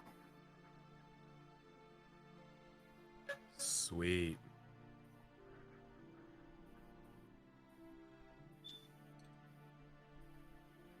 And I guess arriving at the top and kind of setting Tilgrim down, looking over at Teak. Are you feeling any better? You just note Teak staring. Nope. I'm not dead. I wish Kester wasn't such a distraction. He's so cute. Did you see his cheeks? I kind of look up to Kester. Have you tried being less? And I just stop. How tall is Kester at the moment? He is about 3'5". Be me reaching out to strangle Lucian. Is he standing? I'm tall. Is he standing? I'm going to fucking kill you. He is indeed standing, I believe. Oh yeah, I did set him down. I guess I'll just kind of walk up to Kester and Me floating over to strangle Togro. yo, I'm an inch taller than I'm gonna break your teeth. You know, Teak just kind of grabbing your ear as you float and just holding you there in front of Teak. Kester, behave. Fine. You know her just letting go of your ear as you slowly kind of float down. You can just see your head slowly shifting as Teak seems to be getting bigger. Well, that's unfortunate. You've never noticed this before, but Teak has... I'm sorry, I said Teak. Tilgrim, as you look up at her, she has a booger. You should tell her. With that, Anyways. you all successfully make it to the top. Wait. Yeah, everybody's yeah. As you veer in, you note over the cliffside, there's just this vast just pocket, almost chiseled, man-made, into the rock. As you look towards you, you can see what seems to be a mouth. Slowly turning, you can just see the clouds and the woods open up. Looking back towards the mouth, though, you can see an opening that goes down to what seems to be some sort of pit. Minadori are leading you over. You can see stairs leading down to a large open pit. There seems to be dried blood all over it. There are barrels kind of stacked up, almost not fully around, but on one side, filled with water. You could see Minadora just kind of quickly slamming her face down into one and just reaching back up. You could see the water just come off her face as she goes and looks back at you. I haven't done that in a while. Anybody thirsty? As she goes back to drinking the water. I'm not- all good. With that, there seems to be a small door, just wooden door, hung almost on the wall. Minadora just points to it. Through there. That'll get us to the back. I guess over to Tilgrim. Well, that would be the time for that invisibility, and I'll go ahead and scout. right. Just to ask, you're going by yourself, yes? That's it. Then Just getting a quick look. I'll just cast when you come back. Then. Oh, Lucian snaps. That's right. You said that they track via magic, and what if the sin is minuscule? As he holds up a hand, and I need your help here, Amber, as I summon Amber to my side. And, well, and kind of over to Minadora. Well, how does Ember look in terms of magic? A lot smaller than either of us. It just smells like an owl. It's an owl. Mm. Wait, really? Yeah, everybody can smell that. Enough to draw attention? Well, I'm pretty sure they know we're here. Already? Do we even realistically need the invisibility? It might be fun for them. I don't think I want to make it fun for them. They play along. I'm pretty sure. Oh, they She play shakes her along? head. You'll be fine. I don't think anybody would expect you to come through here. They can't smell exactly where you are unless they're close by. But the hunters won't do any smelling stuff. They'll just hunt you. The scent thing, it's kind of involuntary for us. I see. Just don't get caught. I mean, you're gonna get caught, but at least see how far you can get. Sweet. Sweet. Okay. Alright. Just smiles and waves. I can't go though, because then I'll kill you. Understood. I don't want you to kill me. And well, with that, turn to Tilgrim. Well, then I suppose just hit me with the invisibility, and I'll have Ember react if I see the children. Okay. And then at that, you just see take out the book, strap to her back, the large tome, flipping here just to a blank page, and in a snap, create a quill. In but a few seconds, she's etching out a junk before plucking it from the very page. It becoming a white rune. She places it on the chest of Lucian, and slowly he begins to dissolve before completely disappearing. I cast invisibility. I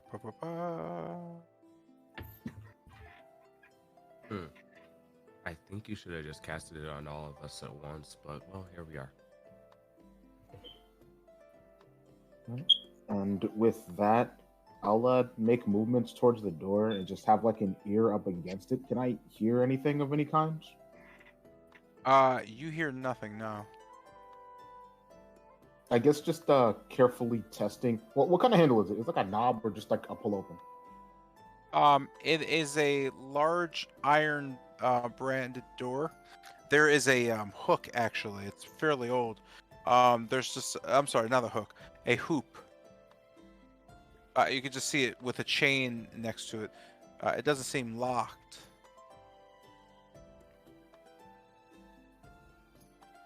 So kind of reaching onto the hoop. And do I feel anything particular about her? It's just a metal hoop. It's just a regular metal hoop. As you I'm sorry, you grabbed it. Yep. It's just a. It seems to just be a regular metal hoop. I guess I just kind of using like as little strength as possible, as I just carefully use more strength to try to slowly pull the door open. Does it make any sounds? You know that it does begin to creak open. So at the first sign of a creak, I'll stop. Well, kind of back to the party, I guess. Invisibly. Anyone have anything to silence this?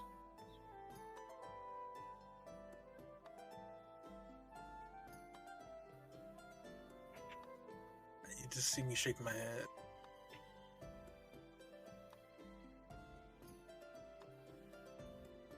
Just to be sure, you're saying silence your footsteps, right?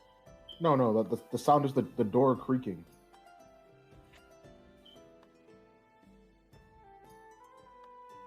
to silence the door creaking as I'm trying to open this metal door.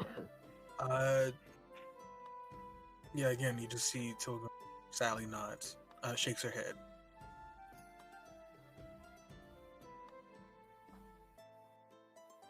Kester? Yeah, I don't got shit for that. Sorry.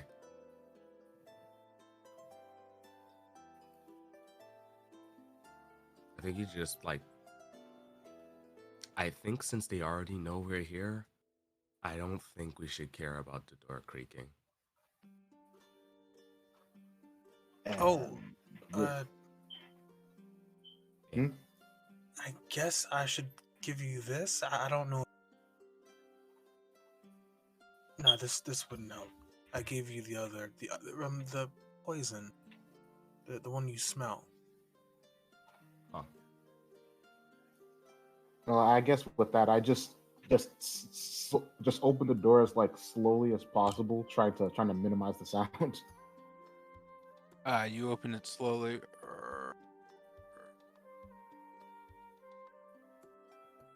Well, in my personal opinion, I would just open it faster. And just And the elongated sounds as you open it kind of hum over the room a bit.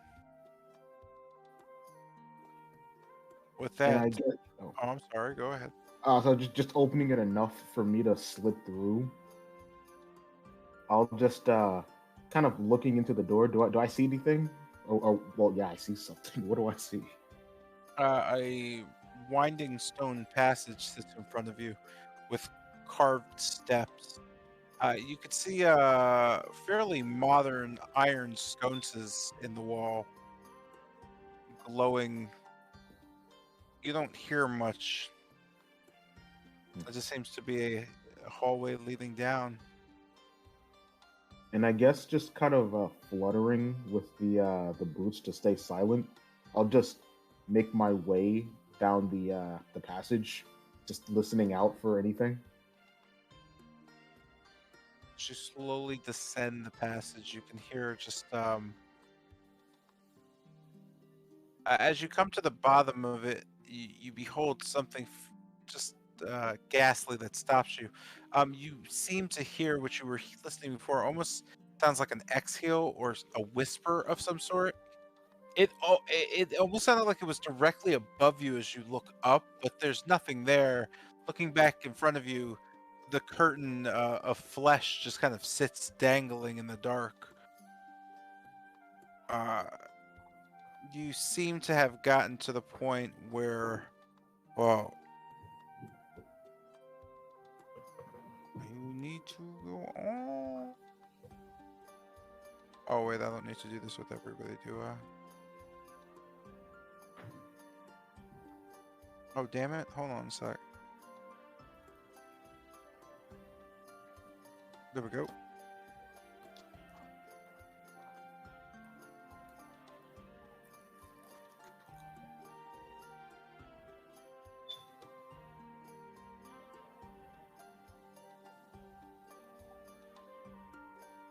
Boy, did that work? What, was something supposed to Uh, happen? I'm loading.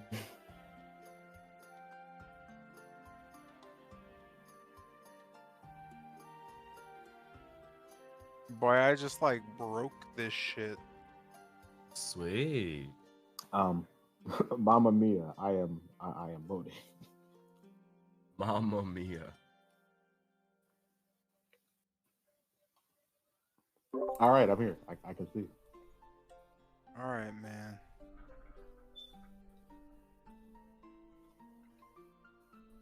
You said I heard like a whisper. Yes, indeedy.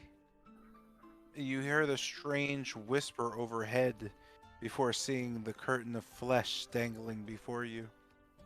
Roll initiative when you get a chance. Alright.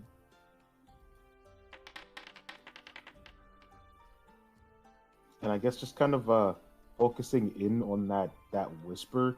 Would I be able to like decipher what I heard from it?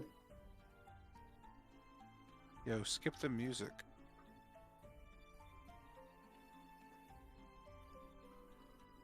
If I I want to be get up, some yeah. mood. Sorry, they won't let me skip it. I'm sorry, would you? Who the hell?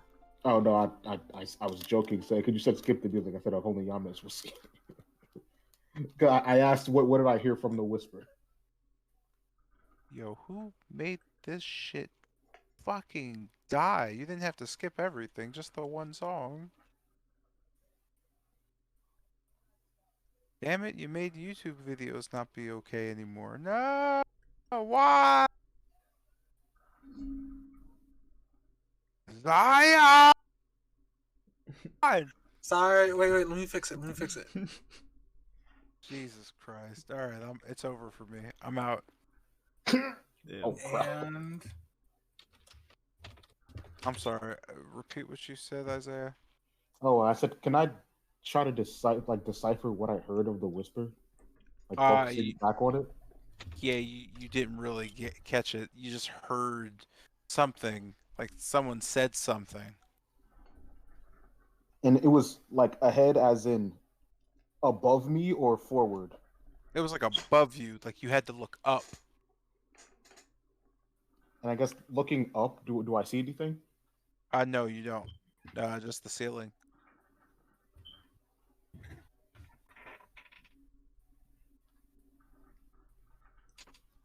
I guess with that, I'm just kind of like ear close to the curtain. Do I hear anything from the other side?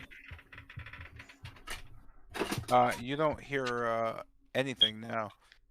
You can hear what sounds like just the scraping of metal somewhere distant, but it doesn't sound anywhere near you. And based on the scraping, would that be like kind of like would it sound like fighting or grinding in my experience? Um, it's too faint to tell. You Oh, just know that you hear just like the faint scraping of metal against something.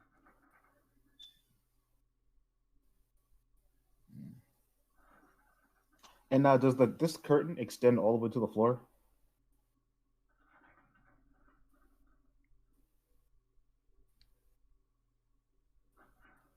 Does the curtain yes, it does.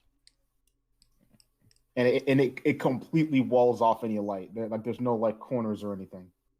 There doesn't seem to be any light coming in. There is light escaping from creases in it though, like the just in the corner. I guess just kind of looking into one of the creases and just yeah, I'll just try to peek through one of the creases on the sides. Can I see anything to it, or is it just or just too narrow? Holy shit. Jesus.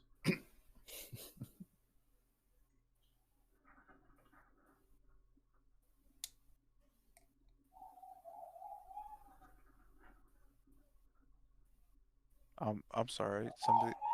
Oh, okay. Wait. There's a party happening in this bitch. Yo, who's happy in your background?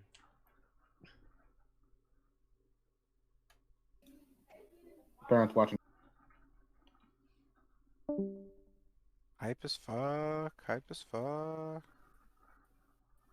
Yeah, but kind of like leaning in on the wall and looking through, trying to look through one of the creases. Would I be able to see anything, or is it just too narrow? You just note in the darkness you can make out the sides of the walls, and from the light hitting them, it just seems like the path goes towards the south, out into what seems to be some sort of fork.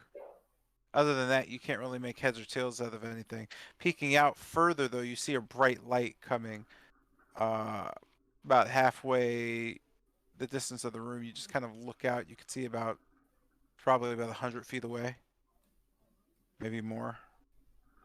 100 feet away up, bright. Like it's coming towards me, or is it just like it's just a bright light? It's illuminating the room. Like about roughly 100 feet away or more. There's just like some sort of light source. Hmm. Other than And that, it seems to be dark. There doesn't seem to be any light where you're at, other than the one behind you. And kind of using that small crease where I can see some of the hallway, I'll take out a hand mirror and I'll just kind of turn it so I can try to see what's over here in this area. In the dark, you can't see too much other than the reflection of the wall and the ceiling. Again, it just seems like you're in some sort of tunnel. The floors seem rather dry and sturdy. Stone. You recall it to be the werewolf den, but this area you're not too familiar with. And I guess kind of and do I hear anything like breathing or anything like that from around here? You don't hear any breathing or anything from around there, no. You can hear in the distance the scraping has stopped. You just kind of hear a kind of ring out from the south from where you're at. You can feel the wall shake a bit. After that, you quickly hear footsteps just coming up, just off to where, like, south, let's see, east of you, just kind of crossing. You can't see it, but you can almost see figures, three, just move across, just peeking in. Uh, there, you don't get much out of it as they just move quickly. So I guess just kind of I'll kind of put my a finger on the one on like the one of the gaps and just move the curtain just like a little bit to see him more. Can I at least make out one of the figures, or are they just all ran past? It was too dark to distinguish. They just ran past to the south. And I guess with that, I'll just kind of move aside the bottom of the curtain enough for me to just slip through this side here. Okay. As you come out into the hall, whoops. I'm gonna end the session there. Damn.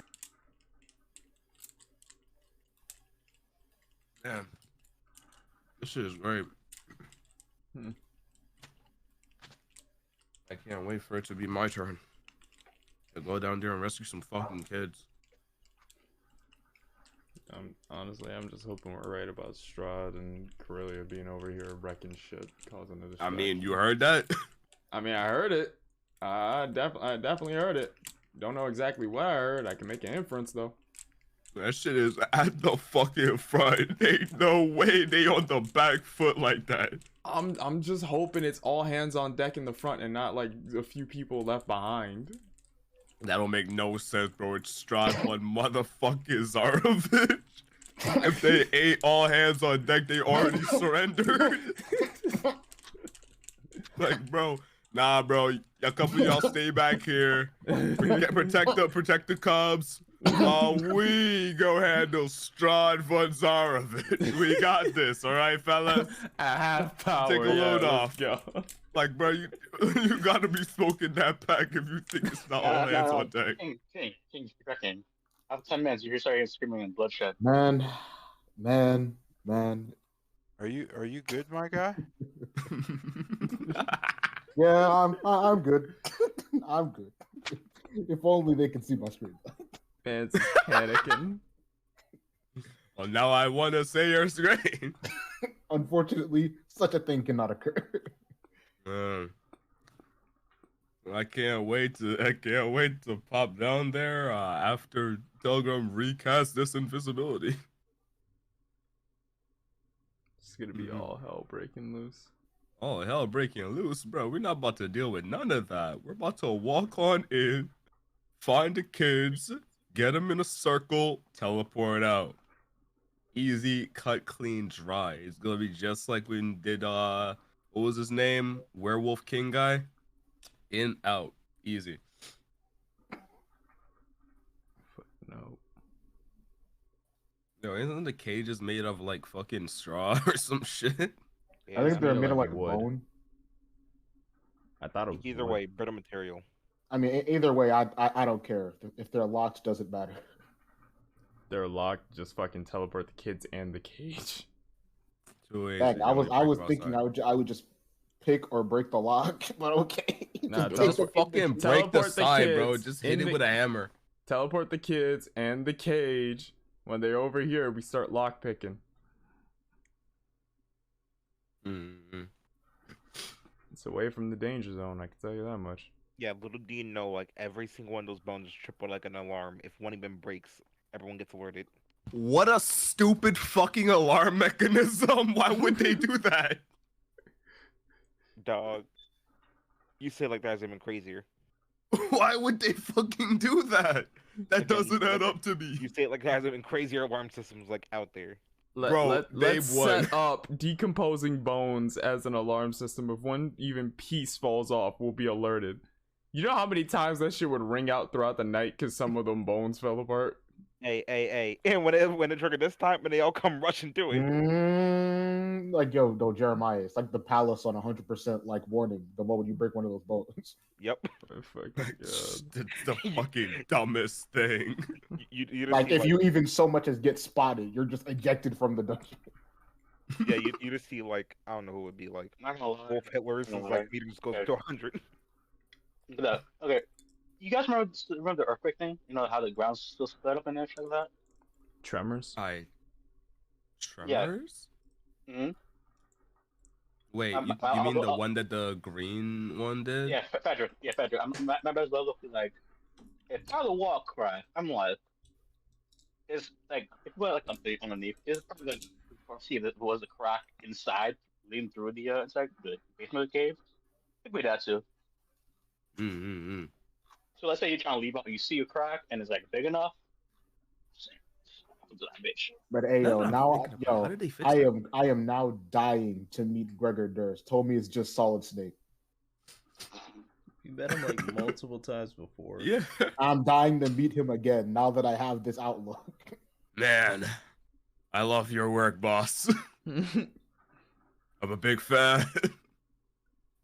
We met like See, three boss, times. that's why before. you're amazing. That's why you're the best. We What met, are like- your views on children? We met like 3 times before. What are you talking? Yeah, about? we met him a lot. I didn't have this context though. Now he's so much cooler. Wait, Mr. J, do we have a picture of Wolf Hitler? What? What? What? That's what his name. That's what he is. I'm not wrong. What?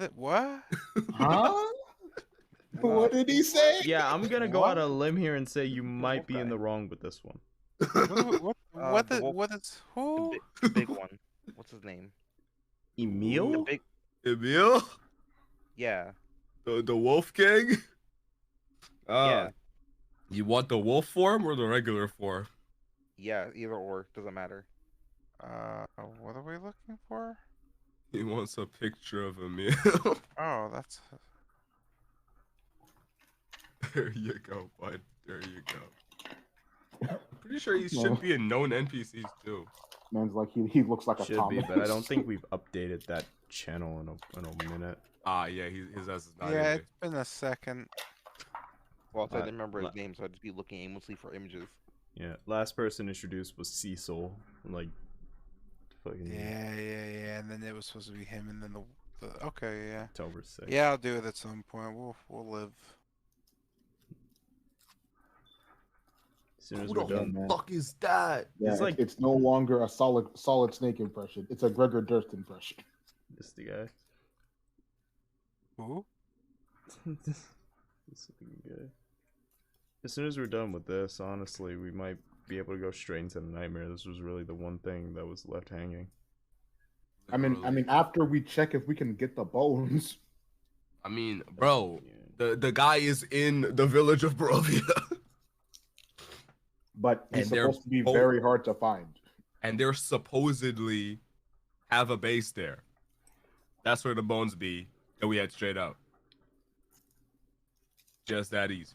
Once we get the bones, we head out. Assuming that they don't have the bones in the other dimension. Man. I mean, I still want to check here first, of course, obviously. I mean, here, like the werewolf den. No, not. That's what. Did you even think before saying that? Holy shit! Shut up! Shut up! Shut up! Shut up! Shut up! Did you even think before Here's the speaking rationale. those Shut the words? fuck up. Here is the rationale. I heard you say here first, and I thought that for some reason You understood that I fucking said we're gonna check the Isaiah, village of Isaiah, Barovia first. Isaiah, calm down.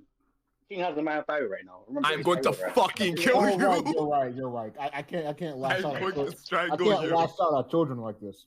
This is crazy. Y'all some And I demons. don't have the mind of a 5-year-old. I literally am still a 21-year-old man in the body of a 5-year-old.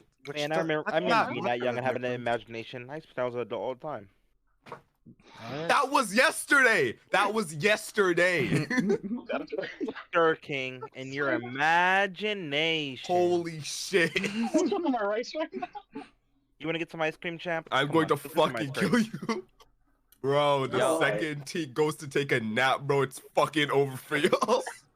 Bro, that's I'm going to crazy. kill you.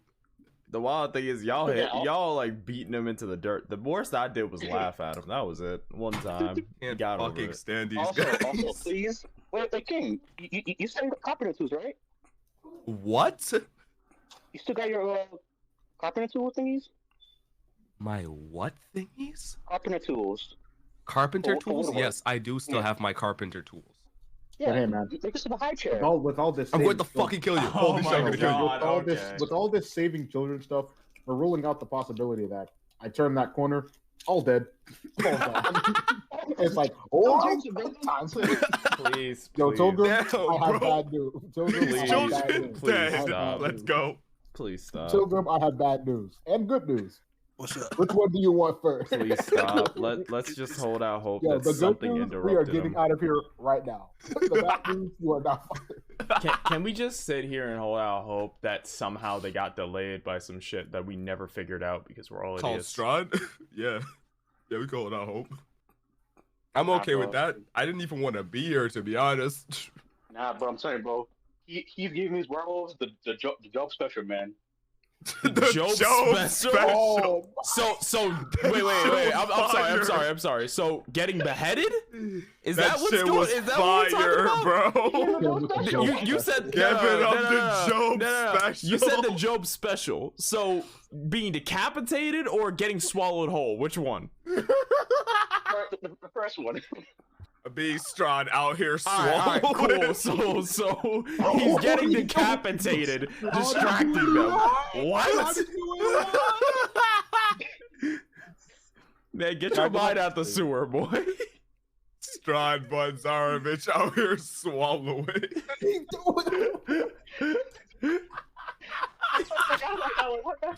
Fucking Also, god. Yeah. I didn't know he works like that. Are those your last words as he drinks all your blood? Bro, it's crazy, guy. It's crazy how you forgot the last time we saw Job. I literally fucking ate him. Literally ate him. Damn, bro. Bennett be out here swallowing. Alright, shut up. He be doing what? Yeah, brother. I didn't know you work that way. Bro, shut the fuck up. Oh god. Fucking The one broski knows broski. All I need is like wait. eat Who one has the corpse and book everybody starts making jokes. It's wild. Wait, question. We saw the book of we have also our handbooks already, right? We already have all the tomes of Strahd. We already have all the tomes. Oh yeah, Yeah, tell me. speaking of, yo, I'm gonna need that fucking cat book from Tilgrim. I need that shit more than anybody else. Pilgrim does not be using that. Or Thamiel. Leave him Bro, alone. yo ass got Oh, Thamiel and y'all don't fucking use it, bro. Give me the cat book. Give me the cat book. I mean, hey man, I Yeah. even if I don't use Amber that much, at least she We makes both appearances need for like ammo. scouting Let's try reasons. again, bro. Yeah, Thamiel's just in the Twilight Zone. He's Bro, I just heard oh. nothing you said over Isaiah and the king. Oh, I'm saying. In the end, bro, I'm all saying is, bro, I'm gonna roast this shit. I'm telling you, one joke I had. Who was in that shit? Wait, what? For sure. So do you remember the joke I told you before? Nah. No, sometimes that's hard.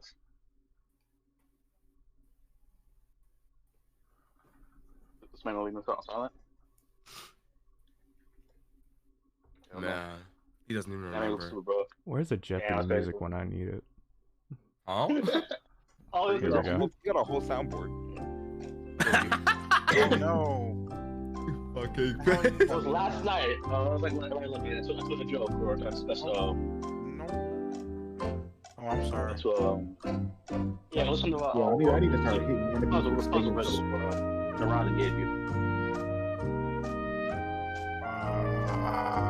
Okay, I'm gonna go eat food and go to sleep. Gotcha. You guys take Yeah, care. Later. All right. Then you Alex, dance great. You're who? What? Man. And I'm sorry, I forget like damn. You were asking. I don't I'm know. actually Alex and D forget already. Dude, you cannot be heard. What are you saying? I don't know what you're saying. I'm saying I was afraid the joke I made. He said that was too fucked up. Alex, Something something about a a joke joke you I made. made that was too fucked What? up. What? Strahd. What It's happened? just funny, man. You made a joke about Strahd you thought was too effed up? No, Alex said I was too fucked up. Oh, what was the joke? Okay.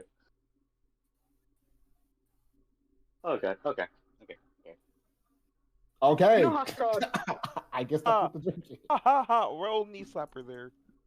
Okay, calm the fuck down, bro. Y'all fucked up. Okay. with that. You know how you know how Strahd presses arms into people sometimes. Yeah, you know, to rip their heart out. Yeah. Yeah, it's one of his signature moves, actually. Actually, Yeah. Yeah, Mortal Kombat should sue. Let's say, I guess he starts doing that shit before. I'm just want to say say this. See, man, that was deep enough, bro. I can see why your girl left you. So Hey, yo, hey, fucking yo. Okay, now I wasn't deep remember. enough. Now Wow. now I remember. Wow. Now I remember why I said you don't want. I am going to sit. Trust me. I remember. I remember you first saying that. I'm gonna read all the books of the Strahd lore. I'm make sure I'm Man, gonna listen. I want a Castlevania Dracula versus Strahd fight. They're like even in like where they get their powers and strength. It's cool. I'm just Bro, saying, bro. that shit happens. I'm sitting back and I'm watching it. I have a This list, shit's bro. I have a gonna be list. I'm like, epic. what, It's like like yo, what? they both get their like powers from a primordial thing that keeps them from dying. They both have like all the typical vampire stuff. I think it'll be a they're star. both vampires, so. I think it'll be a star. I mean, there are definitely different kinds of vampires. Alucard. I mean, Alucard's like Alucard's a half half breed. breed. Yeah. Yeah. I mean Alucard from Helsing. that nigga ain't a vampire, bro. Hold on. Yes, I he don't. No, I Yo, don't. they can no. keep I don't dressing count him up as a vampire, but he ain't no fucking I don't vampire. count him Yes, as like he Vlad. Because here's the thing, right? You got Like, Vlad, Dracula, and Tepish, and then you got Strahd. Vampire is a big umbrella. There are They many called It's that a man big- a vampire, They bro. called There him a ain't vampire, nobody like but that man was Alucard. closer. He is No. one. He was less of a vampire, closer to an actual demon the devil himself made. Yeah, all right, nah, Homeboy no. was a vampire. The only It's reason like they one of called those- him a There are vampire was different because he kinds of drank vampires. blood. There are Alex, different Alex. kinds of vampires. It's like one of those cards where it's like, yeah, form purist, form rebel. Yo, Alex. Okay, Alex. If you're a Strahd and I said to you, how would you respond? I would proceed to literally rip you in half. Like, You know what I other would hand say? enters through the gap I made and just tear you apart from the chest. Okay, you know what I say? Oh, you cry to your mommy? Oh wait, she's dead.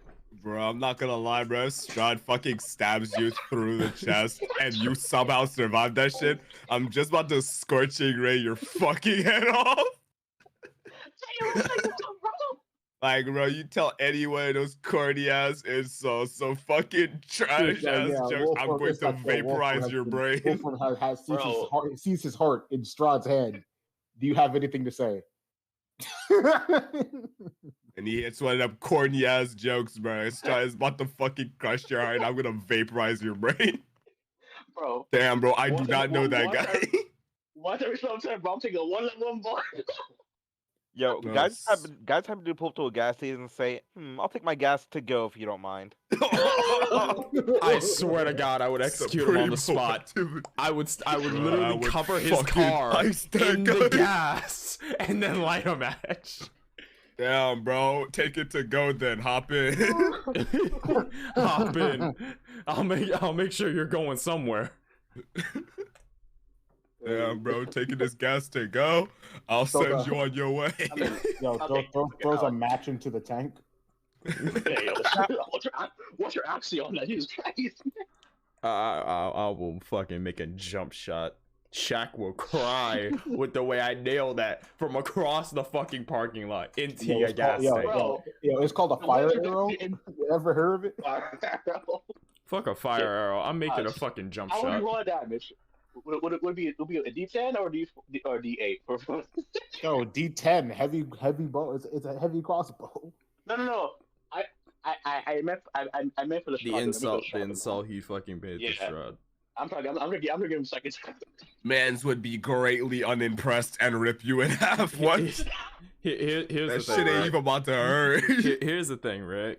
If you were to make that joke on Strahd, right? I'd say it would be a I mean, hey man, D10. look, he would take a D10 necrotic damage from cringe instead of No. mental anguish. Bro, he would heal. Ain't no way Strahd ain't got some ice laying around. No, Ain't no way. no, because here's the thing, right? As he makes that comment, it will be a D10 to him. Strahd would proceed to tear him in half Nah, just bro. to shut him Yo, up. Not I even feel like, oh feel wow, I like- felt hurt by that. He would literally just tear him in half and go, okay, so now that he's out of the way. I feel like Strahd got some ice laying around, Douglas. I'm not gonna lie. Ain't no way Strahd's about to just take that lion down. I mean, he's about to rip you in half, of course.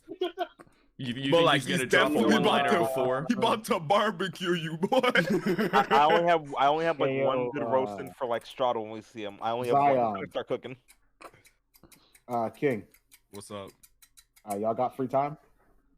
Do I have free time? Let me look at my calendar. This shit's empty, bitch, line, bro. This shit empty. It is 10:21. I do have an appointment in 30 minutes. Oh no. Darn. Oof, that sucks. I'm What is joking. it? What the At fuck? 10? What do you want?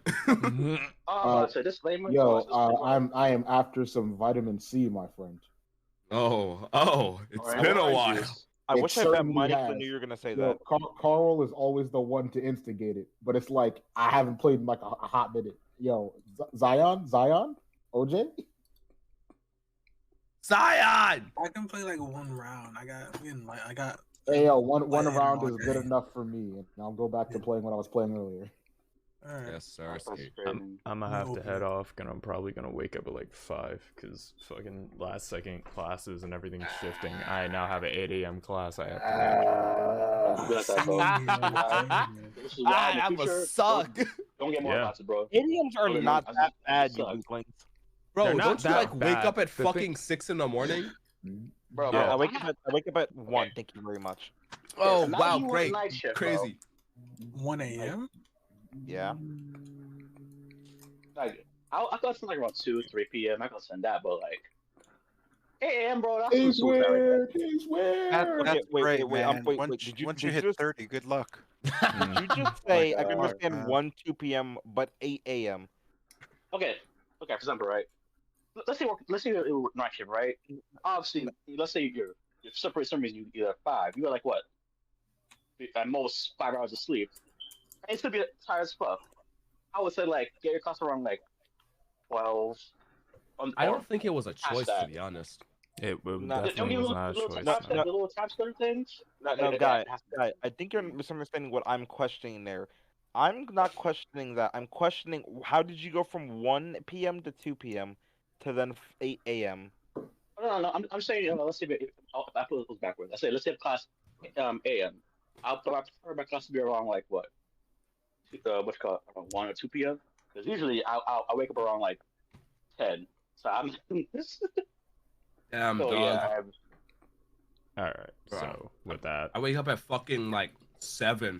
And I still want my classes to be like 5 p.m. I gotta be honestly, mentally fine. prepared. I usually No, that's just fine. try to shoot for my classes to be like around 9. So it's like 7 a.m. I wake up. Yeah, get I everything was ready, doing and the same. head out. But because everything got screwed up, I pretty much had to go for like an 8 a.m. So I'm probably gonna wake up like 3 hours early just to fucking set my brain up. Even though tomorrow I think I have 3 back to back, so that's that. Anyways, I'm gonna see y'all later. Broskies, I'm taking a nap, bro. Later. Adios. Later. Shut up, guys. And for everyone watching on the stream side, I'm gonna end things here because I have to go upstairs and do some stuff before passing out and going to bed. I think we can give a quick raid to